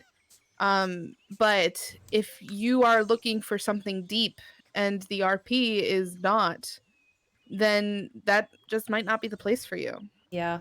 And vice versa is true too. If you're looking for something that's going to be all, sunshine and flowers, and there aren't political discussions happening in the chat, or there aren't like these deep, salty things happening in some of the chats, or there are, and you're just not into it, that might not be the RP for you, and that's okay. Yep. Like, I think a good example with RRP, like, I know this a type of person that comes in that does not vibe with us, um, is like, we tend to have very intense role plays within, intense topics, and we tend to allow pretty much any kind of plot, like pretty much any kind of plot. And that means that, if you want to read everything in the role play, you're probably going to be exposed to some stuff that makes you uncomfortable, right? And if you're not down for that, like if you're not willing to engage with that, it's probably not going to work out. Like, and that's just the truth of it. It's probably not going to work out. Like, to be happy in our role, in my role plays, and y'all can tell me if I'm super off base with this, you kind of got to be okay with being uncomfortable sometimes. And if you're not, it's not going to work. So, Um, and if you're sitting there and being like, "Oh, I'm not uncomfortable by anything," just know that there are people in RP who will be like, "Oh, I hear that as a challenge. Perfect." Yeah. Everybody's It's uncomfortable me. sometimes. Everybody's uncomfortable sometimes. You know what I It mean? Like, exists. even me who does the, I don't really have any limits. I'm cool with whatever. Like, yeah, I'm cool with whatever because I'm cool with being uncomfortable. Like, I'm not cool with Yeah. whatever because I'm cool with whatever. That's why I'm cool with whatever. It's because it's okay if I'm uncomfortable, right? So like, you I'm just here to make myself uncomfortable. right? Like a All little the bit. time. Right? Like a I little just bit, take that's a my Sitting handful here, goal. of rocks and put it in my shoe. sitting here and writing a certain thread about a cat and having a cat in my lap and just being like, "I'm so sorry, baby." So like, I think that's a lot of it. Like, a lot of this social awkwardness stuff that we've been talking about, what it really boils down to is having grace with both yourself and other people to be themselves, and to take some time to really think about it and recognize if the people that you're interacting with are really the people that you're looking for. And then, and then to make sure that you have enough interactions going on that you don't start to undermine yourself. Yes. Yeah. All right. I think that we should probably wrap it up. Yeah. Okay, let's wrap it up. I'll save the game, and we'll wrap it up for today. This was another really good one. We'll have to figure out what we're gonna do for next week. We've had two like very intense discussions in a row. We'll have to decide, like, do we want to go to it for a threefer, or do we want to do something a little lighter next week? I don't know. We'll have to think about it. My favorite thing is that you say it at the end. You're like, this one was a really good one. Like none of the other ones have been. You know what? They're all really good, Like, but actually, it always shocks me every week. but it feels it but like every week I think that like I don't know. I guess I don't I do get surprised because I think, well, this is going to be the one that sucks, but then no, they're all always awesome. Wow, rude, Karen. So rude. See, that's how you can tell we're real friends, is that she's dragging us But you know Yeah, what? and that's herself. true. You know what? Oh, thank you so much, Laura. I'm so glad that you enjoyed it, because you usually watch on the VODs and not live. So okay, so we'll do our wrap up. Of course, as always, we try to end with something a little bit more cute and chill, and just because as a kind of like, come down from the conversation. So Landon, tell us about this. I see the headline. Seal jumps right on back of the paddleboard to hitch a ride. So tell us about this guy. I don't know what else I can tell you other than to scroll down. Oh my God. Is there a video, or is it just pictures? Oh no, it's just pictures. Oh my God. What? He gets on all the paddle boards. This is a different Yeah. person. He's just like, you know what? Swimming real Oh, hard. here's Don't want the to swim video. anymore. Here we And so go. then he just there is a video. Yeah. So then Okay. he just like chills out. Oh, that was the other one. I had two. I did the other one. Oh well. That's Yes. okay. Oh my God. This is so cute. This is like my dream, right? This is like my dream, is like Yeah. for the wildlife to just come up to me. Just to be like, here, I choose you and your paddleboard. This reminds me of when I went to Also, oh, sorry, go ahead. I was gonna be like, can you imagine balancing on a paddleboard when when a seal decides to just come up and then like make it uneven? Oh God, no, I'd be in the water. I'm not that coordinated. But this reminds me of I went to Alaska, well, gosh, it was a while ago now. Last summer, I guess it was. And at one of the places that we went, they had a bunch of these really small deer, Sitka deer. If you're familiar with the Alaskan wildlife, they were Sitka deer, and they had hung around this like wildlife lodge so much that like basically the people fed them, right? And so like I was just like watching them, and like they were walking up to me, and they were really friendly, and like the woman comes up and she's like, "Oh, it's they want some pancakes," and I was like, "Oh, okay," and she hands me pancakes, and then I fed pancakes to the deer, and it was freaking magical. And they were the best. They were the best. If I was a deer, I'd want pancakes too. I mean, they did, and it was so cute because they all had little different personalities, right? Like there was two of them that were like, "Yes, pancakes," and then the other one, like, he didn't want to get close enough, but he wanted the pancakes, so he would stand like just far enough away where I could like kind of toss the pancake bits at him, and then he would eat them. But he wasn't coming up where I could be in arm's reach. Like that was not happening. He was setting boundaries, right? But he still wanted those pancakes. I love it. Man.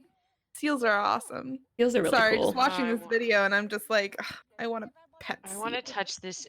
I love to touch animals, especially wild animals. You're I not love Don't to we live all? dangerously. Like, Sasha, look, you're look at all not these supposed responsible to. people. I know they're Yeah, being yeah, so whatever. Anyways, cool.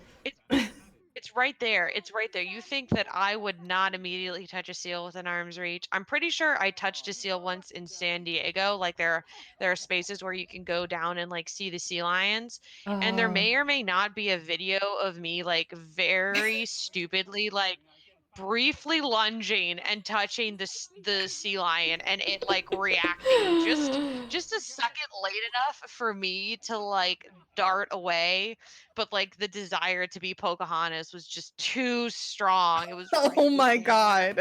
I Yeah, see, look at this. understand. Like, they're all just grinning. They're just like, haha, look at me not. Oh, you know what? Whatever. They're totally touching the seal off camera. Let's be honest. I mean, I understand. Like, I can't really blame you for it, right? Because I have the same urge. But like for listeners, please don't touch wildlife. If you know, Please don't. please This don't. But at the this same is time, like bad. it's And hard. if you do it, I'm not responsible for you doing it. Like if you get bitten, like that is the risk that I take, and that is the risk that you take, and we are solely responsible for the negative outcomes that may or may not occur. Do not Very touch true. the wildlife. And specifically, you know what? If you want to touch them and risk that, that's fine. Don't feed the wildlife. No. That's my PSA for the day. Hmm. There Like you go. That's fair. Do I not talked feed about the feeding wildlife. feeding those deer, but that was something that was before me and out of my control Oh, and guided by the wildlife expert that was there, right? Like yes, and that's fine. don't just go feed them willy-nilly, right? Like Yeah, the those expert was right there helping me feed them pancakes. So and those deer have been trained, and it's yes. already too late for them. And at Yes. that point, it's just awesome. If you want to feed animals, go to a petting zoo. Yes. Um, but if Yes. you're out in the wild and you're just like, you know what would be great if I just threw this thing at this seal, Yeah. it wouldn't be. It just don't. Yeah, I mean, I have a story of a relative that basically was camping and feeding this raccoon, you know, hot dogs, and another relative said to him, at one point that raccoon's gonna think your finger's the hot dog. He's gonna bite the shit out of you. And you know what? Not two Yep. seconds later, that raccoon bit the shit out of him. Like, It happens. it's so don't feed wildlife. Actually, don't actually feed wildlife. All right, guys. I Okay. think we should probably wrap up. It is that time of the day. Yes. Okay. So, let's switch. Let's get off of this. Let's switch to web only. Okay. Sasha, thank you for Yes. joining us today. This was Well, thank awesome. you for having me. I so We would love appreciate to it. have you again. Yes. Oh, yes, please. Yeah. So then can you tell everybody, is there anything you want to promote? Can you tell people where to find you? I know you already promoted Barber Monger, but if you wanted to give it another shout out or if there was anything else about where people can find Sasha. Oh yes, Sasha, the myth and the legend can be. Oh, Alice is like, vote. Oh, That's right, yeah. kids. Please go out and vote, so we do not descend into the next stage of darkness. As for me, if you want to find my delightful humor, you can go to barbermonger.me. That's BARBERMONGER.me, which is the website, and you can find a link to my associated Discord server. I am also affiliated with the Karen and Landon Cafe, so if you are in there, you can go check out partner links and you can find me there. Yes. Yeah. And I want to add to that vote by saying vote down ballot. Vote down ballot. Don't just vote in the presidential. So that's Yes. my PSA for that.